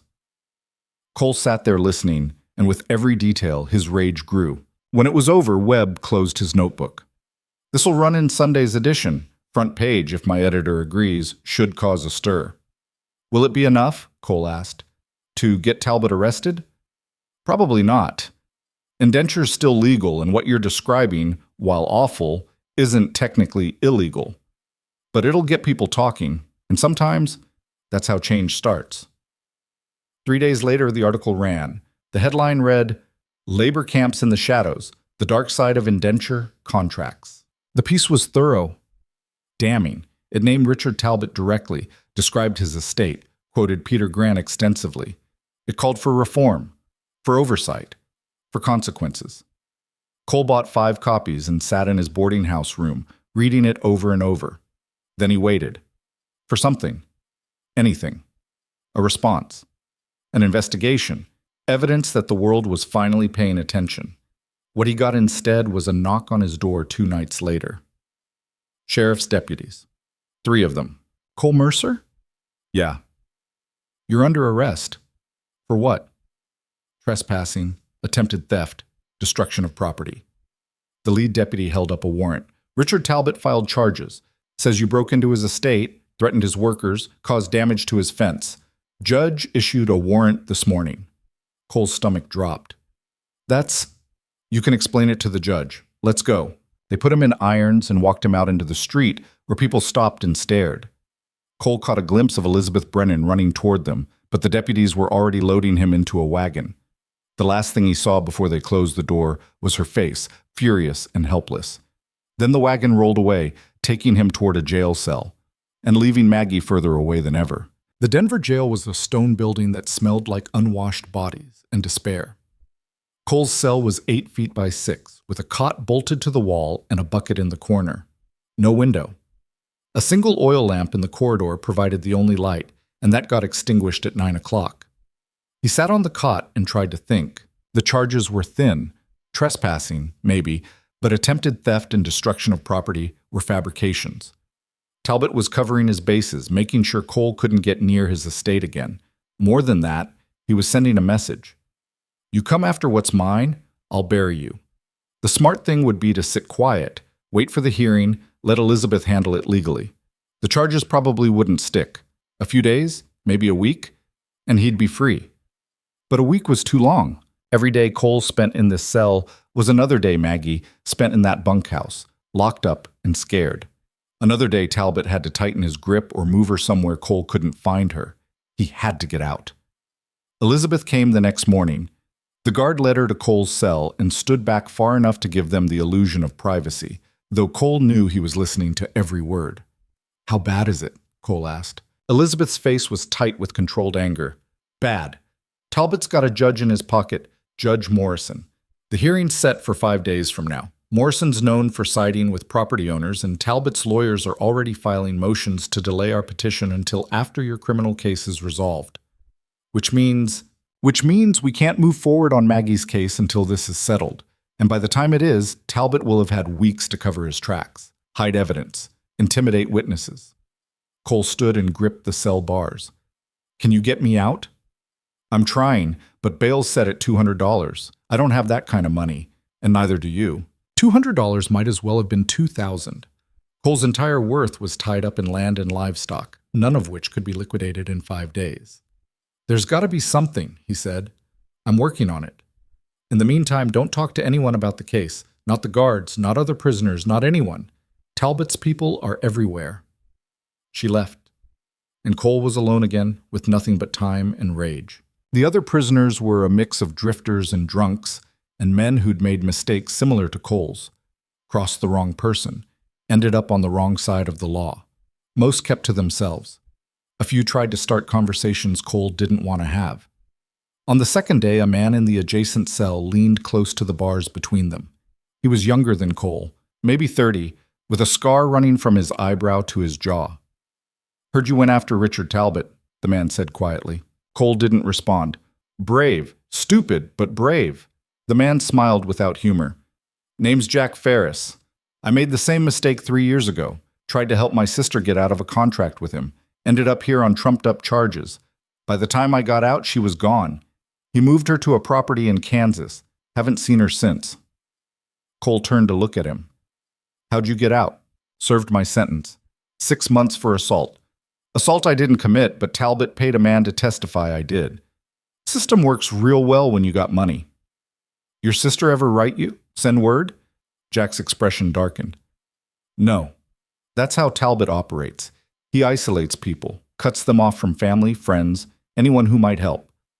By the time you realize they're gone, it's too late to do anything about it." Cole felt something cold settle in his chest. "You ever think about going after him again?" "Every day. But I learned my lesson. You can't fight power with anger. You need leverage, something he wants more than he wants to hurt you." "Like what?" Jack shrugged. "Don't know. Never figured it out. But if you do, let me know. I'd love to see that bastard get what's coming to him." Cole spent the next 2 days thinking about leverage. What did a man like Talbot value? Money, obviously. Power, control, his reputation. The newspaper article had damaged that reputation, but not enough. Not even close. What would be enough? The answer came to him on the third night, lying on his cot in the dark. Not a full plan, just the seed of one. Dangerous. Probably illegal, but possible. He needed proof. Not hearsay, not testimony, but hard evidence of what Talbot was doing. Something undeniable. Something that couldn't be dismissed or explained away. And he needed someone on the outside to get it. The next morning, Elizabeth returned. This time she looked exhausted, dark circles under her eyes, her clothes wrinkled like she'd slept in them. "I couldn't get the bail reduced," she said without preamble. "Tried everything. Judge won't budge." "That's fine." "It's not fine, Cole. You're stuck here until the hearing, and that gives Talbot all the time he needs to—" "I need you to do something for me." Elizabeth stopped. "What?" Cole glanced at the guard, then lowered his voice. "You still have contacts at the newspaper?" "Yes. I need them to investigate Talbot's other properties. He's got workers at multiple locations. Jack Ferris in the next cell told me his sister got moved to Kansas. If we can find proof that Talbot's running a network, not just one estate, that changes everything. Makes it a pattern, not an isolated incident. That'll take time. Resources. Then find them. Offer the newspaper an exclusive. Tell them this is bigger than one man's labor camp. Tell them it's a story that could change laws." Elizabeth studied him for a long moment. "What are you planning?" "Nothing. Just trying to build a case." "You're a terrible liar." "Then stop asking questions and trust me." She didn't look convinced, but she nodded. I'll talk to Thomas Webb, see what he can dig up. But Cole, if you're thinking about doing something stupid when you get out of here, I'm not getting out. That's the point. Elizabeth frowned. What? Talbot wants me in here, away from his property, away from Maggie. He thinks he's won. Let him think that. Let him get comfortable. And then? And then we hit him when he's not looking. Elizabeth left looking more worried than when she'd arrived, but Cole felt something he hadn't felt in days. Purpose. Sitting in this cell wasn't helping Maggie, but if he could turn it into an advantage, make Talbot think he'd neutralized the threat, maybe that would buy the time they needed. The hearing came 5 days later. Cole was transported to the courthouse in chains, which seemed excessive for a trespassing charge, but played well for Talbot's narrative. The courtroom was small, wood-paneled, with a handful of spectators scattered across the benches. Talbot sat in the front row, perfectly composed in an expensive suit, his lawyer beside him. Judge Morrison was exactly what Cole expected. Old, stern, with the look of a man who'd made up his mind before hearing a word of testimony. Talbot's lawyer went first. He painted Cole as an unstable drifter who'd become obsessed with one of Talbot's workers, broke onto private property, damaged a fence, and threatened the safety of everyone on the estate. He presented the fence repair bill as evidence, called a guard who swore he'd seen Cole skulking near the bunkhouses. The guard was lying. Cole had never gotten close enough for anyone to see his face clearly. But the testimony was confident and detailed. Elizabeth cross-examined, but Morrison shut her down repeatedly. Relevance, counselor. Stick to the charges at hand. When it was Cole's turn to testify, he kept it simple. Admitted he'd been on the property, denied theft or destruction beyond climbing the fence, explained he'd been trying to deliver a message to Maggie Hale, a woman he believed was being held against her will. Belief isn't evidence, Morrison said. Do you have proof she was being held against her will? She was scared, wouldn't come to the window. That's not proof of anything except your imagination. This court deals in facts, Mr. Mercer, not feelings. The whole proceeding took less than 2 hours. Morrison ruled quickly, guilty of trespassing and destruction of property, fined $50 plus restitution for the fence, 30 days in jail. 30 days. Elizabeth stood immediately. Your Honor, that's excessive for a first time. Sentence stands. Mr. Mercer will serve his time, and if he comes within a mile of Mr. Talbot's property again, I'll add another 6 months. Do you understand, Mr. Mercer? Cole met Morrison's eyes. Yeah, I understand. They took him back to the jail in the same wagon, same chains. But this time, Cole wasn't thinking about the injustice of it. He was counting days. 30 days meant he'd be out in early May. Spring would be in full swing, the roads would be clear, and Talbot would think the threat was over. The first week was the hardest. Cole had never been confined like this. Even in winter, when the ranch was snowed in, he could still walk outside, work in the barn, move freely. Here, the walls pressed in. The hours dragged. He slept badly, haunted by dreams of Maggie locked in that bunkhouse, waiting for help that wasn't coming. Elizabeth visited twice. The first time she brought news. Thomas Webb and 2 other reporters had started investigating Talbot's other properties. They'd found 3 more estates in Colorado and Kansas, all operating under similar conditions. Workers who'd signed contracts and couldn't leave. Guards. Locked bunkhouses. The pattern was undeniable. They're building a story, Elizabeth said. Something big enough that Talbot won't be able to bribe or threaten his way out of it. But it'll take time. They need to interview more workers, verify facts, make sure everything's airtight. How much time? A month, maybe 6 weeks. Cole's jaw tightened. I'll be out in 3 weeks. I know, and when you are, you need to go home. Back to your ranch. Stay away from Talbot. Let us handle this legally. Sure.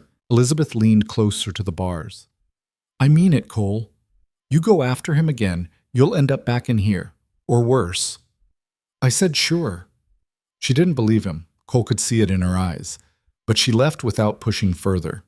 The second visit, 10 days into his sentence, Elizabeth brought different news. Peter Grant had disappeared. He'd left his boarding house 3 days ago and hadn't been seen since. His room had been cleaned out, his belongings gone. Could be he just left town, Elizabeth said, but her voice was uncertain. Got scared after the article ran. Or Talbot got to him. We don't know that. We both know that. The loss of Peter was a blow. He'd been their best witness, the one who could describe conditions firsthand. Without him, the case got weaker. Not fatally weak. They still had Cole's testimony, the pastor's observations, the newspaper investigation. But weaker. Cole lay on his cot that night and thought about Peter. Hoped the man had just run. Hoped he was somewhere safe, far from Denver and Talbot and all of this. But he didn't believe it. On day 17, Jack Ferris in the next cell got released.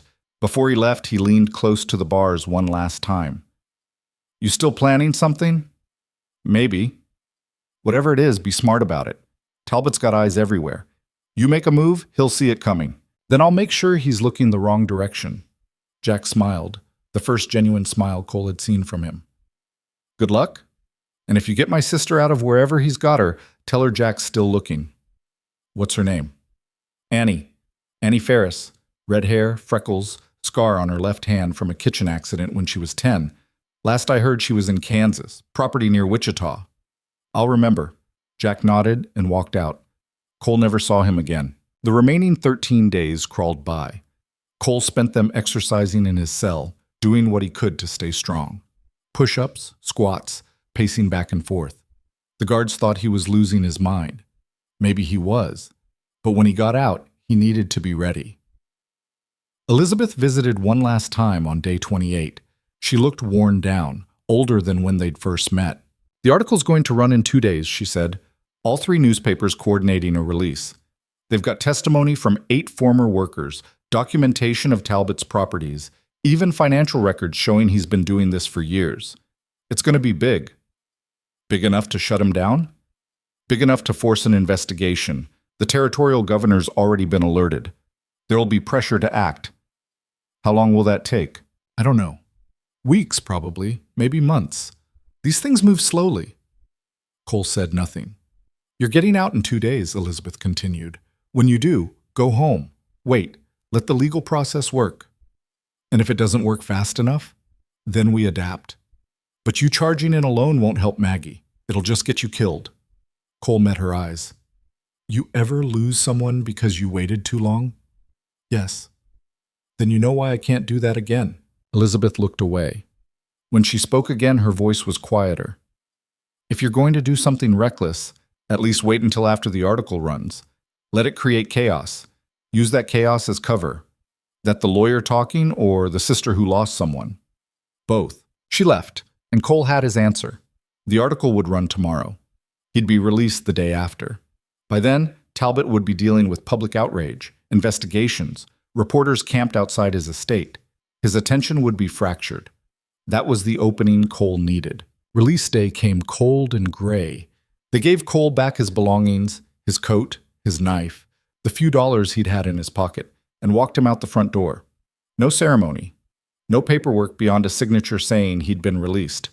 Cole stood on the street breathing free air for the first time in 30 days and looked around. Denver felt different now, louder, more aggressive. Or maybe he felt different. He walked to the livery stable where he'd left Molly. The stableman recognized him, brought the mare out. She looked good, well-fed, groomed, rested.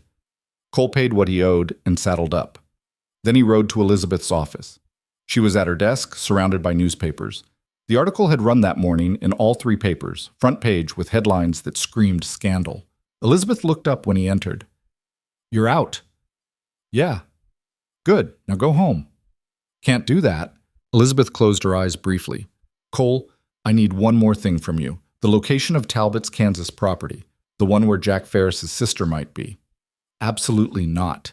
"Elizabeth, no, I'm not helping you commit suicide." She stood up, came around the desk. "Listen to me. The article's working. We've already had 3 territorial marshals contact us about opening an investigation. The governor's office called this morning. Talbot's being hit from all sides. Give it time." "How much time?" "I don't know. That's not good enough. It's all we have." Cole turned to leave. "Wait." Elizabeth's voice stopped him. "If you're going to do this, at least tell me what you're planning." "Better you don't know." "Cole, you've done enough, more than enough. Whatever happens next is on me." He walked out before she could argue further. Outside, Molly waited patiently. Cole mounted up and sat there for a moment, thinking.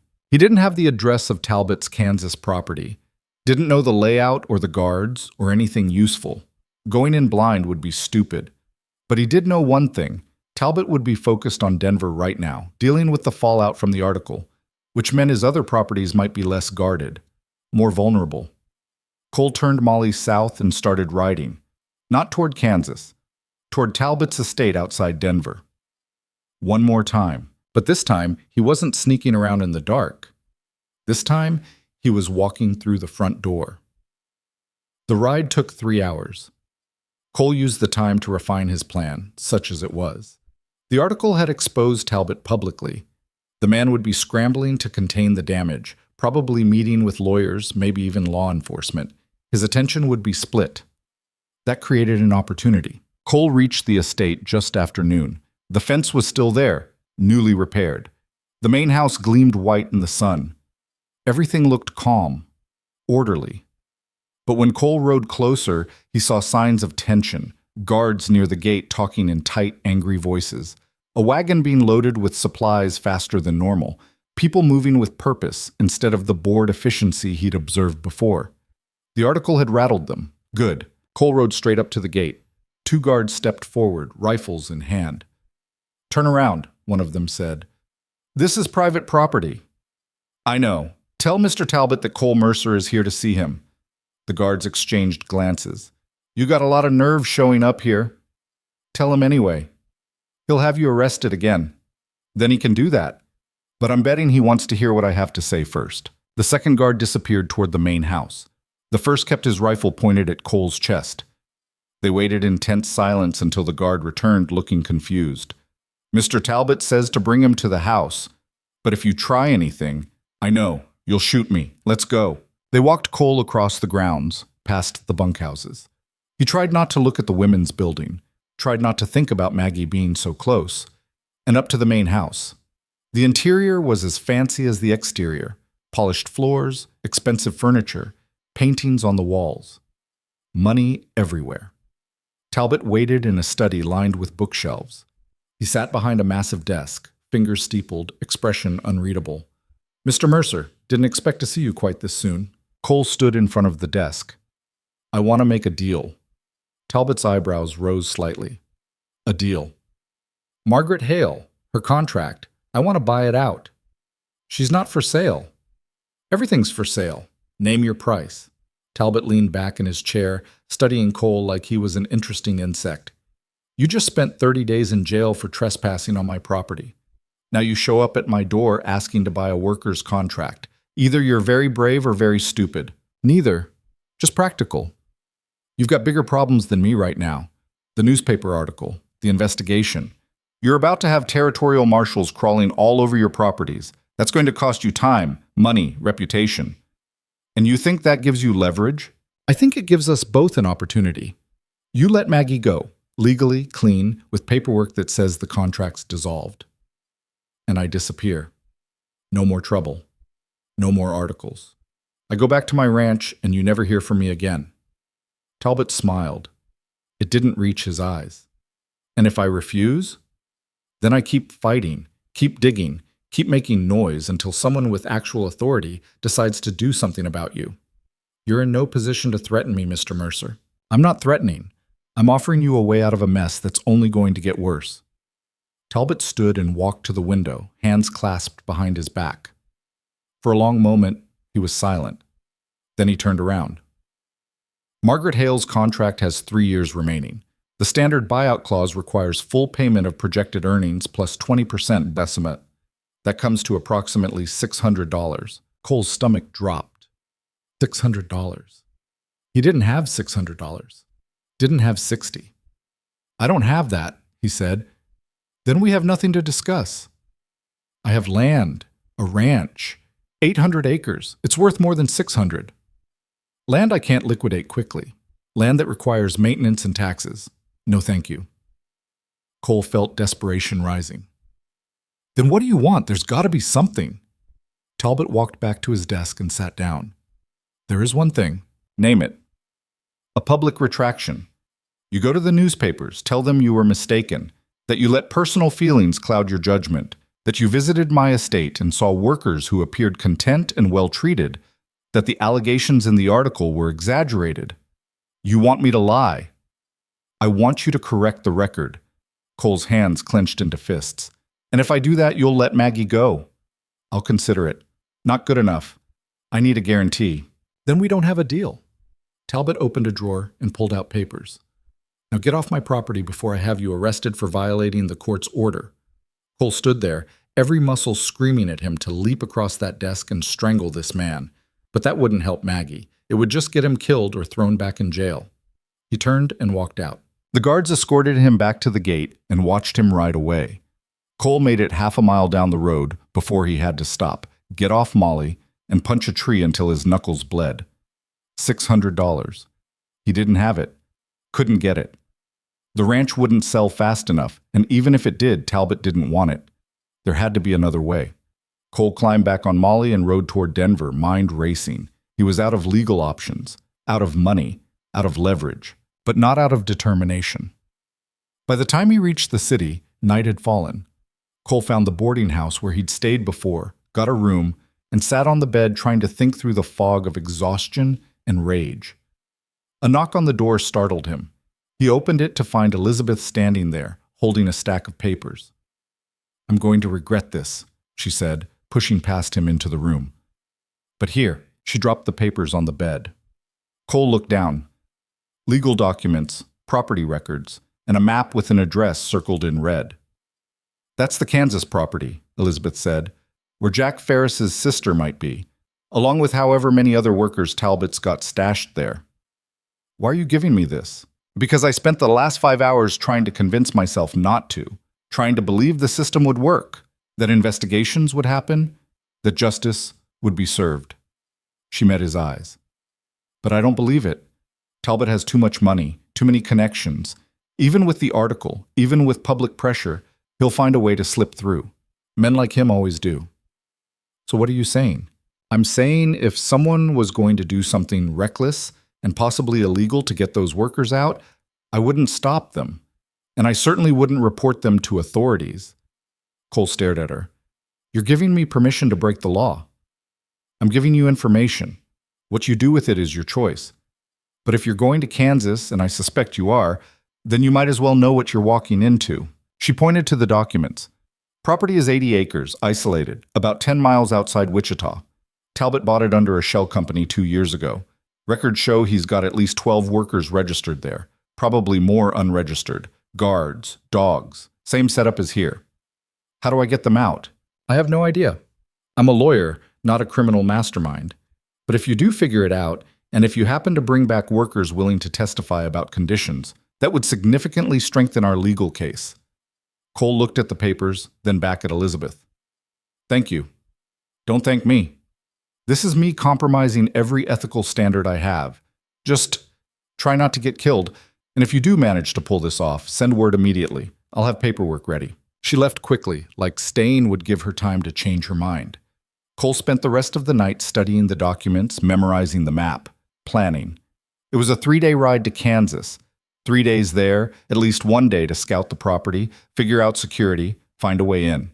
Then the hard part, getting workers out without starting a war. He didn't have a plan for that yet, but he'd figure it out. He had to, because somewhere in that Kansas property, Annie Ferris was waiting for her brother to find her.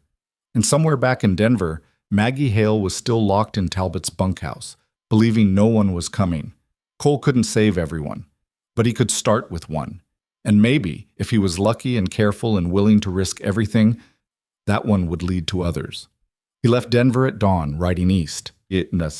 Kansas stretched flat and endless under a sky so wide it made Cole feel small. 3 days of riding through grasslands that rolled like ocean swells, past scattered homesteads and towns that were just clusters of buildings clinging to the railroad. Molly handled the journey better than he did, steady and uncomplaining while Cole's mind churned through scenarios that all ended badly. He reached Wichita on the afternoon of the 4th day. The town was bigger than Timber Ridge, but smaller than Denver, with the restless energy of a place that existed because the railroad said it should. Cole found a stable, paid for Molly's care, and walked to a saloon where men who worked outdoors gathered to drink away their wages. He ordered whiskey he didn't want and listened. 2 hours of careful eavesdropping got him what he needed: confirmation that Talbot's property existed, that locals knew about it, that nobody talked about it directly because Talbot had reach even here. A man at the bar mentioned seeing workers being transported in a covered wagon, thin and silent. Another man said his cousin had signed a contract there and hadn't been heard from in 18 months. Cole asked casual questions. Got vague answers. But he learned the property was northwest of town, past the last cluster of farms, in an area where the land turned rough and unwelcoming. He left Wichita at dusk and rode until darkness made travel dangerous, then made camp in a hollow where a creek ran shallow over stones. No fire. Too risky. He ate jerky and hardtack, wrapped himself in his bedroll, and slept in fragments between watching the stars wheel overhead. By noon the next day, he'd found the property. It looked different from the Denver estate. No white mansion, no manicured grounds. Just a low main building made of rough timber, 2 bunkhouses that looked hastily constructed, and fields that had been cleared but not carefully.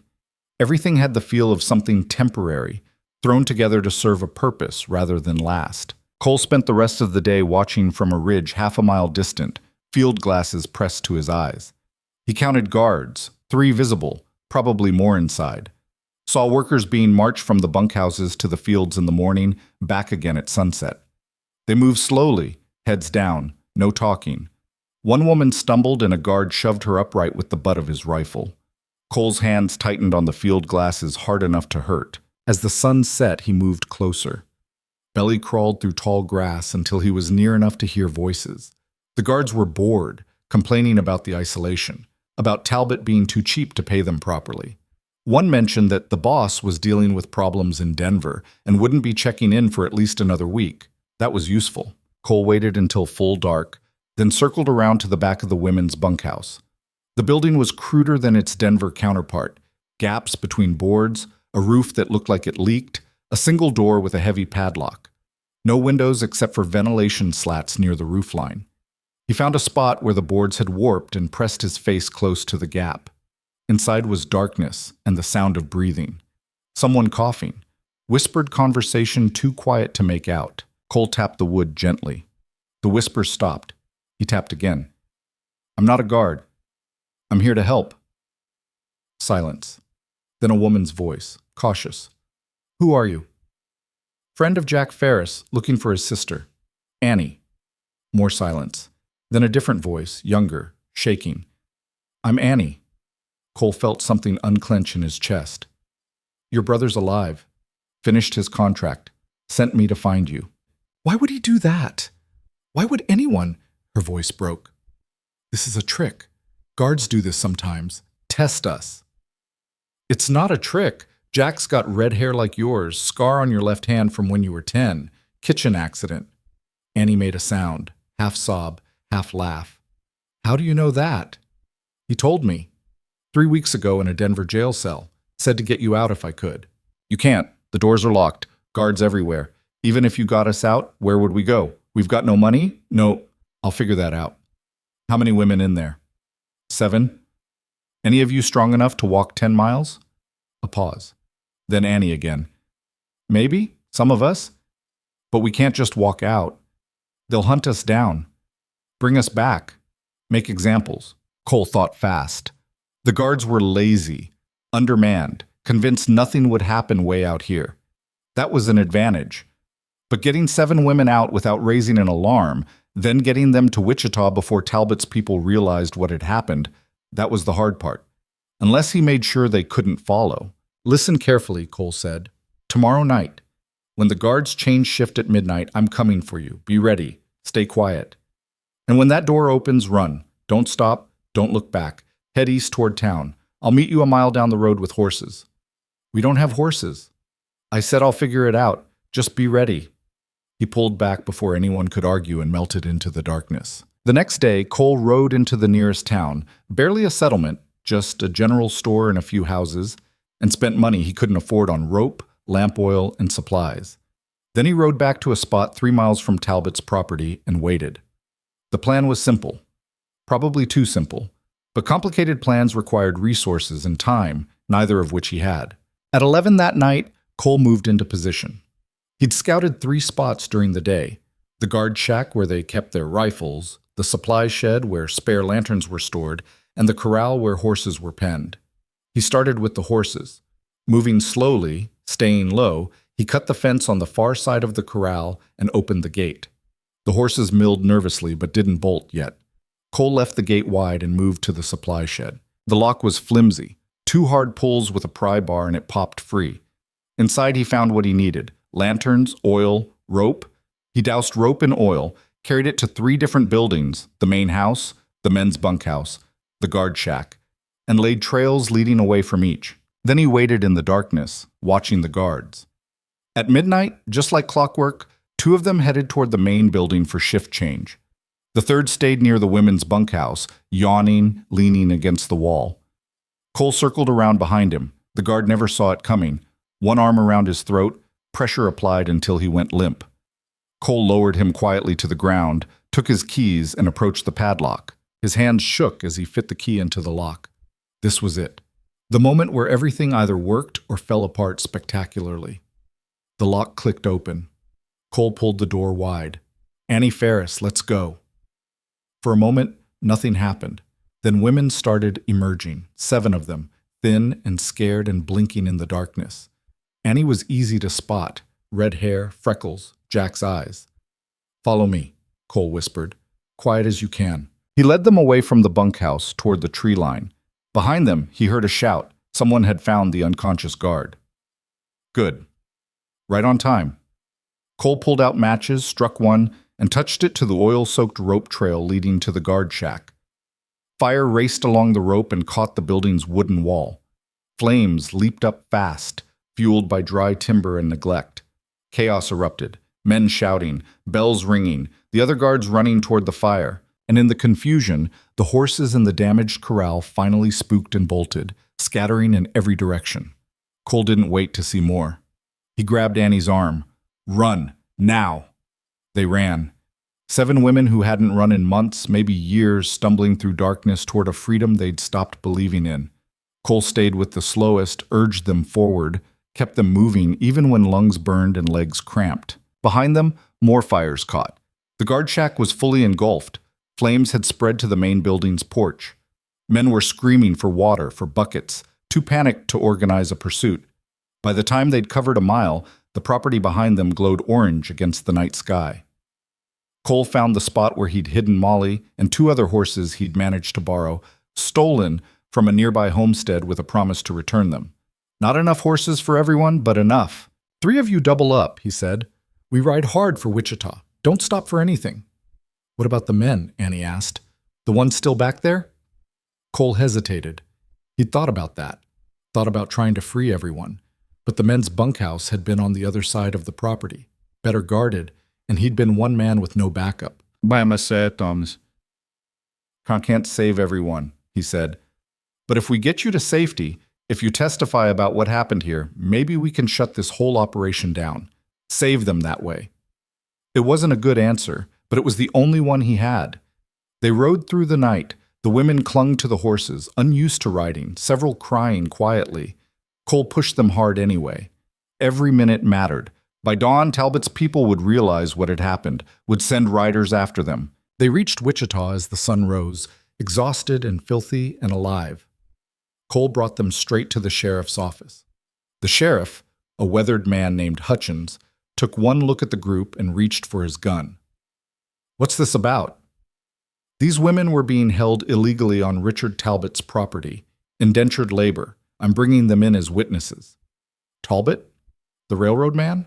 "Same one. There's a lawyer in Denver named Elizabeth Brennan. Send her a telegram. She'll tell you what you need to know." Hutchins looked at the women, their condition, their fear, their desperate hope. Something in his expression shifted. "All right, come inside. Let's hear the story." It took 3 hours to get statements from all 7 women. Their stories were consistent: contracts signed under false pretenses, conditions that violated every agreement, violence and threats used to maintain control. Annie Ferris spoke the longest, describing 2 years of hell that had started with a promise of domestic work and ended with 12-hour days in the fields. Hutchins wrote everything down with increasing anger. When they finished, he stood up. I'm sending deputies out to that property, and I'm wiring the territorial marshal's office. This is bigger than local jurisdiction. Good, Cole said. But I need a favor. There's another woman, Maggie Hale. She's at Talbot's Denver estate. I need her out. That's Colorado's problem, not Kansas's. She's in the same situation as these women. Same contracts, same lies. Then Colorado authorities can handle it. Cole leaned forward. With respect, Sheriff, you've got 7 witnesses right here. That's leverage. Talbot's going to be scrambling, trying to contain this. If you move fast, if you coordinate with Denver law enforcement, you can hit all his properties at once. End this completely. Hutchins studied him. You got a personal stake in this Maggie woman? Yes. She your wife? No. Then what? Cole met his eyes. She's someone who deserves better than what she got, same as all of them. Hutchins was quiet for a moment. Then he nodded. I'll send the wire, but I'm not promising anything. It was the best Cole could hope for. He left the women in the sheriff's care. They'd be fed, sheltered, protected until this got sorted out, and walked to the telegraph office. Sent 3 messages. One to Elizabeth Brennan with details of what had happened, one to Sheriff Dockery in Timber Ridge asking him to check on Cole's ranch, and one to the Denver Post letting them know the Kansas property had been raided and witnesses were available for interview. Then he found a boarding house, paid for a room, and slept for 16 hours straight. When he woke, there was a telegram waiting at the front desk from Elizabeth. Kansas raid confirmed, stopped, 7 women safe, stop. Talbot, in custody. Denver, stop. Multiple charges, stop. Need you here, stop. Cole was on a train east within the hour. 3 days by rail, faster than riding, but more expensive. He spent the money anyway. Speed mattered now. Denver looked different when he arrived. The newspapers were screaming headlines about Talbot's arrest. The raid in Kansas calls for reform of indenture laws. People on the street argued about it. Some defended Talbot, said he'd been running a legitimate business. Others wanted him hanged. Cole didn't care about any of it. He went straight to Elizabeth's office. She looked up when he entered, and for the first time since he'd met her, she smiled. Not a small professional smile. A real one. You did it, she said. You actually did it. We did it. Your paperwork made the difference. Where's Maggie? The smile faded slightly. That's complicated. Cole's stomach dropped. What do you mean complicated? Talbot's been arrested, but his properties are in legal limbo. The court appointed a temporary administrator to oversee them while the case proceeds. That administrator has been slowly releasing workers whose contracts can be proven fraudulent or coercive, but it's a process. They're reviewing each contract individually. How long? Could be weeks. The backlog is, Elizabeth, how long until Maggie gets out? She hesitated. Her contract is one of the cleaner ones, legally speaking. Talbot was careful with her paperwork. Unless we can prove coercion or breach of terms, the administrator might rule that the contract stands until its natural expiration. That's 3 more years. I know. That's not acceptable. Cole, I'm doing everything I can, but the law moves at its own pace, and right now, Cole turned and walked out. Elizabeth called after him, but he didn't stop. He left the building, found Molly at the stable, and rode south toward Talbot's estate. He didn't have a plan anymore. Didn't have clever ideas or legal strategies.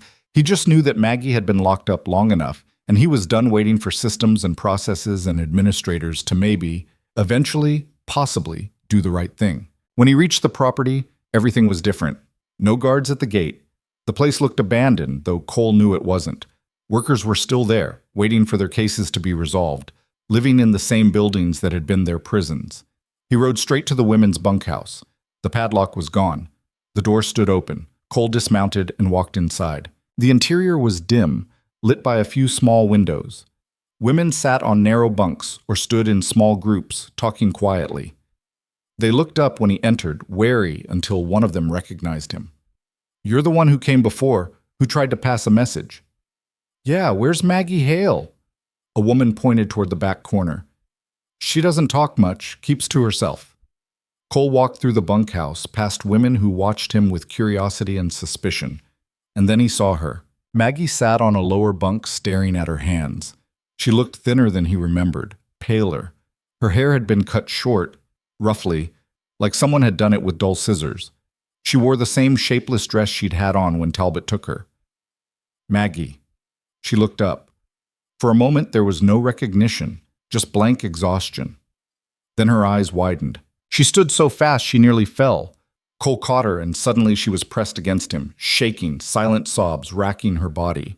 He held her carefully, the way he'd learned to, not too tight, always ready to let go if she pulled away. But she didn't pull away. She held on like he was the only solid thing in a world that had tried its best to break her completely. "I'm getting you out of here," Cole said quietly. "I don't care what the law says. I don't care about contracts or administrators or processes. You're coming with me? Right now." Maggie pulled back slightly and reached for paper and pencil someone had left on the bunk. Her hands shook as she wrote. "They said I have to wait. Said my contract is still valid. Then we're breaking it. You'll get in trouble. I've been in trouble. This is worth it." She wrote again, faster now. "What if they come after us? Let them. I've got a ranch in the middle of nowhere. Let them try to find it. What if I'm not worth all this?" Cole took the pencil from her hand and wrote his own answer underneath hers. "You are." Maggie stared at those two words for a long time. Then she looked up at him, and something in her expression changed. Not happiness, not yet, but hope. The first real hope Cole had seen in her eyes since this whole nightmare began. "Come on," he said. "Let's go home." They walked out of that bunkhouse together. No one stopped them. The other women watched them leave, some with envy, some with their own fragile hope that maybe their turn was coming. Outside, Cole helped Maggie onto Molly. She settled into the saddle awkwardly, months of disuse making her stiff. Cole swung up behind her. "You know this might not be legal," he said. "Technically, I'm probably kidnapping you." Maggie reached for the pencil she'd tucked into her dress pocket. She didn't have paper, so she wrote on her palm. "Good." Cole smiled, actually smiled, for the first time in what felt like years. Then he turned Molly north and rode away from Richard Talbot's estate, away from Denver, away from courts and lawyers and systems that moved too slow to save anyone. They rode for 2 days, stopping only when necessary. Cole half expected pursuit. Marshals, Talbot's remaining people, someone with a warrant. But no one came. Maybe Elizabeth had smoothed things over. Maybe the authorities had bigger problems. Or maybe the chaos of Talbot's collapse had created enough confusion that one missing woman didn't register as important. Whatever the reason, they made it back to the ranch without incident. The house looked exactly as Cole had left it, cold, empty, covered in dust. But the lamp he'd set in the window that first night was still there, oil long since burned away. Maggie saw it immediately. She went to the window and touched the glass, then turned to look at Cole with a question in her eyes. "Kept it burning for weeks," he said. "Every night, just in case you found your way back." Maggie's hand went to her mouth. Tears started again, but different tears than before. Not despair, something else. Cole lit the lamp again, right there in front of her, set it back in the window where it had been. "You're home now," he said. "For real this time. No one's taking you away." Over the next few weeks, they fell into a rhythm that felt both familiar and entirely new. Maggie cooked again, but differently. Not out of obligation, but because she wanted to. She moved through the house like she was remembering how to take up space. Cole caught her smiling sometimes. Actually smiling. She still didn't speak, but she wrote more. Long pages sometimes. Stories about the months she'd been gone, what Talbot had done. How the other women had kept each other alive through sheer stubborn will. Cole read every word and understood more than he wanted to about cruelty and survival in the ways people found to endure the unendurable. One afternoon, 3 weeks after their return, a rider came up the valley trail. Cole tensed immediately, hand going to his rifle, but Maggie touched his arm and shook her head. She'd seen who it was. Elizabeth Brennan dismounted, looking tired but satisfied. "Relax, Cole. I'm not here to arrest you." "Then why are you here?" "To tell you it's over. Talbot's been formally charged with 24 counts of fraud, coercion, and criminal endangerment. He's going to prison, probably for the rest of his life. And the territorial governor signed an emergency order dissolving all contracts associated with his operations. Every single worker is free." Cole felt something unclench in his chest. "It's really over?" "Really over." The women from Kansas testified. The Denver workers testified. Even some of Talbot's former guards turned on him when they realized he couldn't protect them anymore. The case was airtight. And Maggie's contract? Void. Legally, officially void. She's free. Elizabeth pulled papers from her bag. I brought the documentation, just in case anyone ever questions it. Maggie took the papers carefully, like they might dissolve if she held them too tight. She read through them slowly, tears streaming down her face. Then she looked at Cole and wrote one word on a scrap of paper. Thank you. Elizabeth stayed for dinner. She told them about the aftermath, how the newspaper articles had sparked a territory-wide investigation into indenture practices, how new laws were being drafted, how Annie Ferris and the other women had become unlikely advocates for reform. They're calling you a hero, you know, Elizabeth said to Cole, the man who brought down Talbot's empire. I'm not a hero, just someone who couldn't walk away. That's what makes you a hero. Cole didn't know what to say to that, so he changed the subject. What about Peter Grant, the man from Denver who testified for us? Elizabeth's expression darkened. They found him 2 weeks ago, body in an alley, officially ruled a robbery gone wrong, but we both know what it really was. Yeah. They were quiet after that. Peter Grant had paid the price for speaking up, for trying to help. That weight would sit on Cole's conscience forever, but at least his testimony had mattered, had helped tear down the system that killed him. After Elizabeth left, Cole and Maggie sat on the porch and watched the sun set over the mountains. The air was warm now, spring giving way to summer, everything green and alive and growing. Maggie pulled out her pencil and paper, wrote for a long time. When she finished, she handed it to Cole. I still can't speak. The words just won't come. I don't know if they ever will, but I wanted to say, to write, that I'm not the same person who showed up here a year ago. That woman was barely a person at all, just someone trying to exist without drawing attention. You gave me more than safety. You gave me a reason to want to exist, to be something more than just a body that takes up space and waits to die. I don't know how to repay that. Don't know if I can, but I'm going to try. And if you'll have me, not as hired help or a charity case, but as an equal, I want to stay. Not because I have nowhere else to go, but because this feels like home, because you feel like home. Cole read it twice. Then he folded the paper carefully and put it in his pocket. I'm not good at this, he said. At feelings. At talking about things that matter. Sarah's death. It shut something down in me. Made me think the safest thing was to feel nothing at all. But you changed that.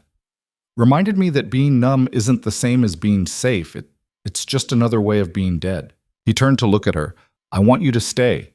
Not as anything except yourself. No roles, no obligations, just stay. Maggie nodded. Then she did something she'd never done before. She reached out and took his hand, not pulling away after a second, not flinching, just holding on. They sat there as darkness fell and stars appeared, two people who'd been broken by different circumstances finding something like peace in each other's company. Over the following months, life on the ranch found a new normal. Maggie taught herself to read lips better, found ways to communicate beyond writing. She started teaching Cole basic hand signals she'd developed, and he learned them with surprising patience. They rebuilt the barn together, not exactly like it had been before, but better, stronger. Maggie proved to be good with a hammer, better than Cole at precise work. She also started helping their neighbors. Word spread about a woman who'd survived Talbot's system, and people came asking for advice, for support, for someone who understood. Maggie couldn't speak to them, but she wrote letters, connected people with resources, became a quiet advocate for others trapped in bad situations. Cole watched her transform from someone who'd tried to disappear into someone who took up exactly as much space as she deserved. And somewhere in that transformation, something else happened. He fell in love with her. Not the desperate, all-consuming kind of love that burned hot and fast. The quieter kind. The kind built from shared work and mutual respect, and the simple fact of showing up for each other every day. One evening in late September, almost a year after Maggie had first arrived, Cole was carving at his workbench when she came and stood beside him. She handed him a piece of wood. He'd been working on it for weeks, a small box with intricate patterns carved into the lid. Inside the box was a ring, simple, silver, nothing fancy, and a question carved into the wood.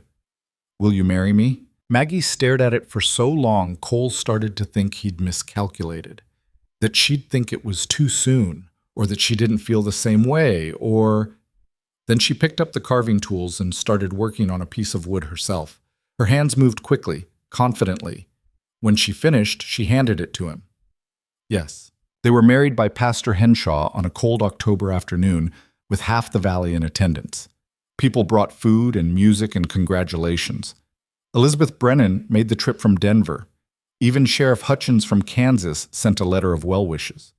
Maggie wore a simple blue dress. Cole wore his best shirt, the one she'd mended that first Christmas.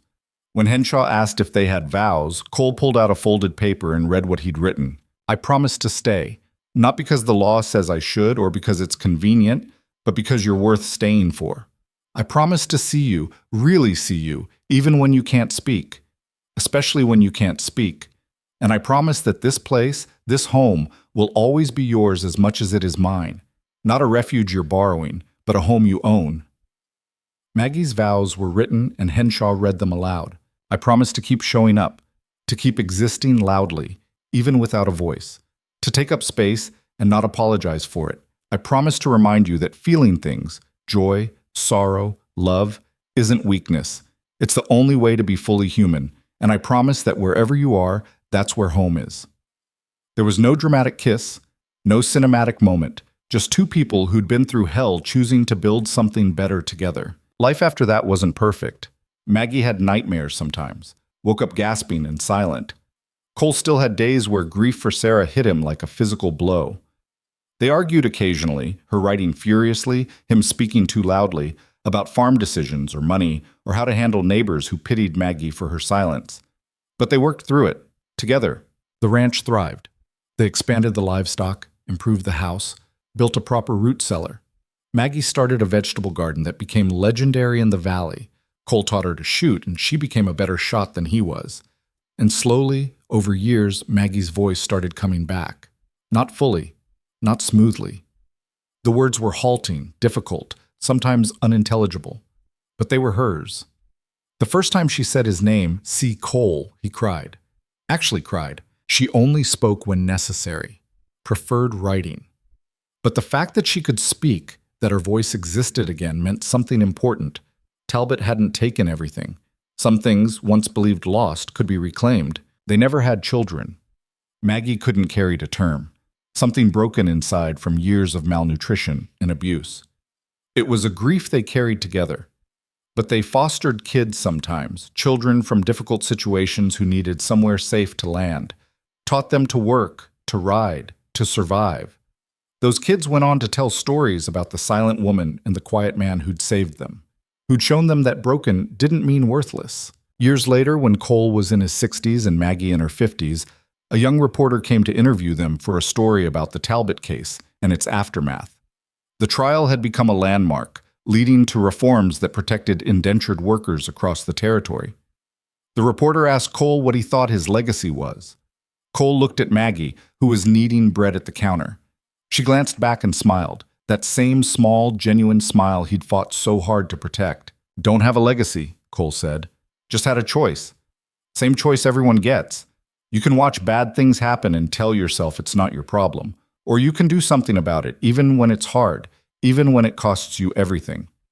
And which did you choose? The second one wasn't heroic. Was just the only choice I could live with. The reporter scribbled notes. And you, Mrs. Mercer? What would you want people to know about your experience? Maggie set down the dough and picked up her pencil. She wrote slowly, carefully, then handed the paper to the reporter. Silence isn't always peaceful. Sometimes it's survival. Sometimes it's the only control you have left. But when you're ready, when you find people who see you even without words, that's when healing starts. Not being saved, being seen. The reporter published their story in a national magazine. It sparked conversations about labor reform, about how systems protect the powerful while crushing everyone else, about the difference between law and justice. But Cole and Maggie didn't pay much attention to that. They were too busy living quietly, stubbornly, in a house on a mountain where winters were brutal and summers were brief, and love, real, complicated, hard-earned love, proved more durable than either of them had thought possible. The lamp stayed in the window. They lit it every evening, even decades later, even when there was no one left to guide home. It became a symbol in the valley, the light that never went out. The promise kept. When Cole died at 78, peacefully, in his sleep, next to the woman who'd made his second half of life worth living, Maggie kept that lamp burning. She lived another 7 years, maintaining the ranch with help from neighbors and former foster children who returned to care for her. The day she died, the lamp finally went out. But the story didn't. People in the valley still tell it, about the woman who lost her voice and the man who'd lost his will to live, about how they found each other in the worst circumstances and built something that mattered. Not a fairy tale, not a romance with perfect endings, just two imperfect people who chose each other every day, even when it was hard, even when the world said they shouldn't bother. That's the thing about love, real love. It's not about grand gestures or dramatic rescues. It's about showing up, about staying when leaving would be easier, about seeing someone's broken pieces and not looking away.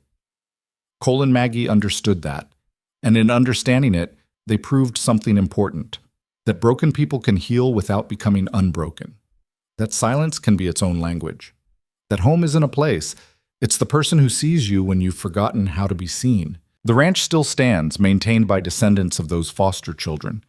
The valley's changed, more people, more development, less wilderness. But that house remains, a reminder that some stories refuse to be forgotten.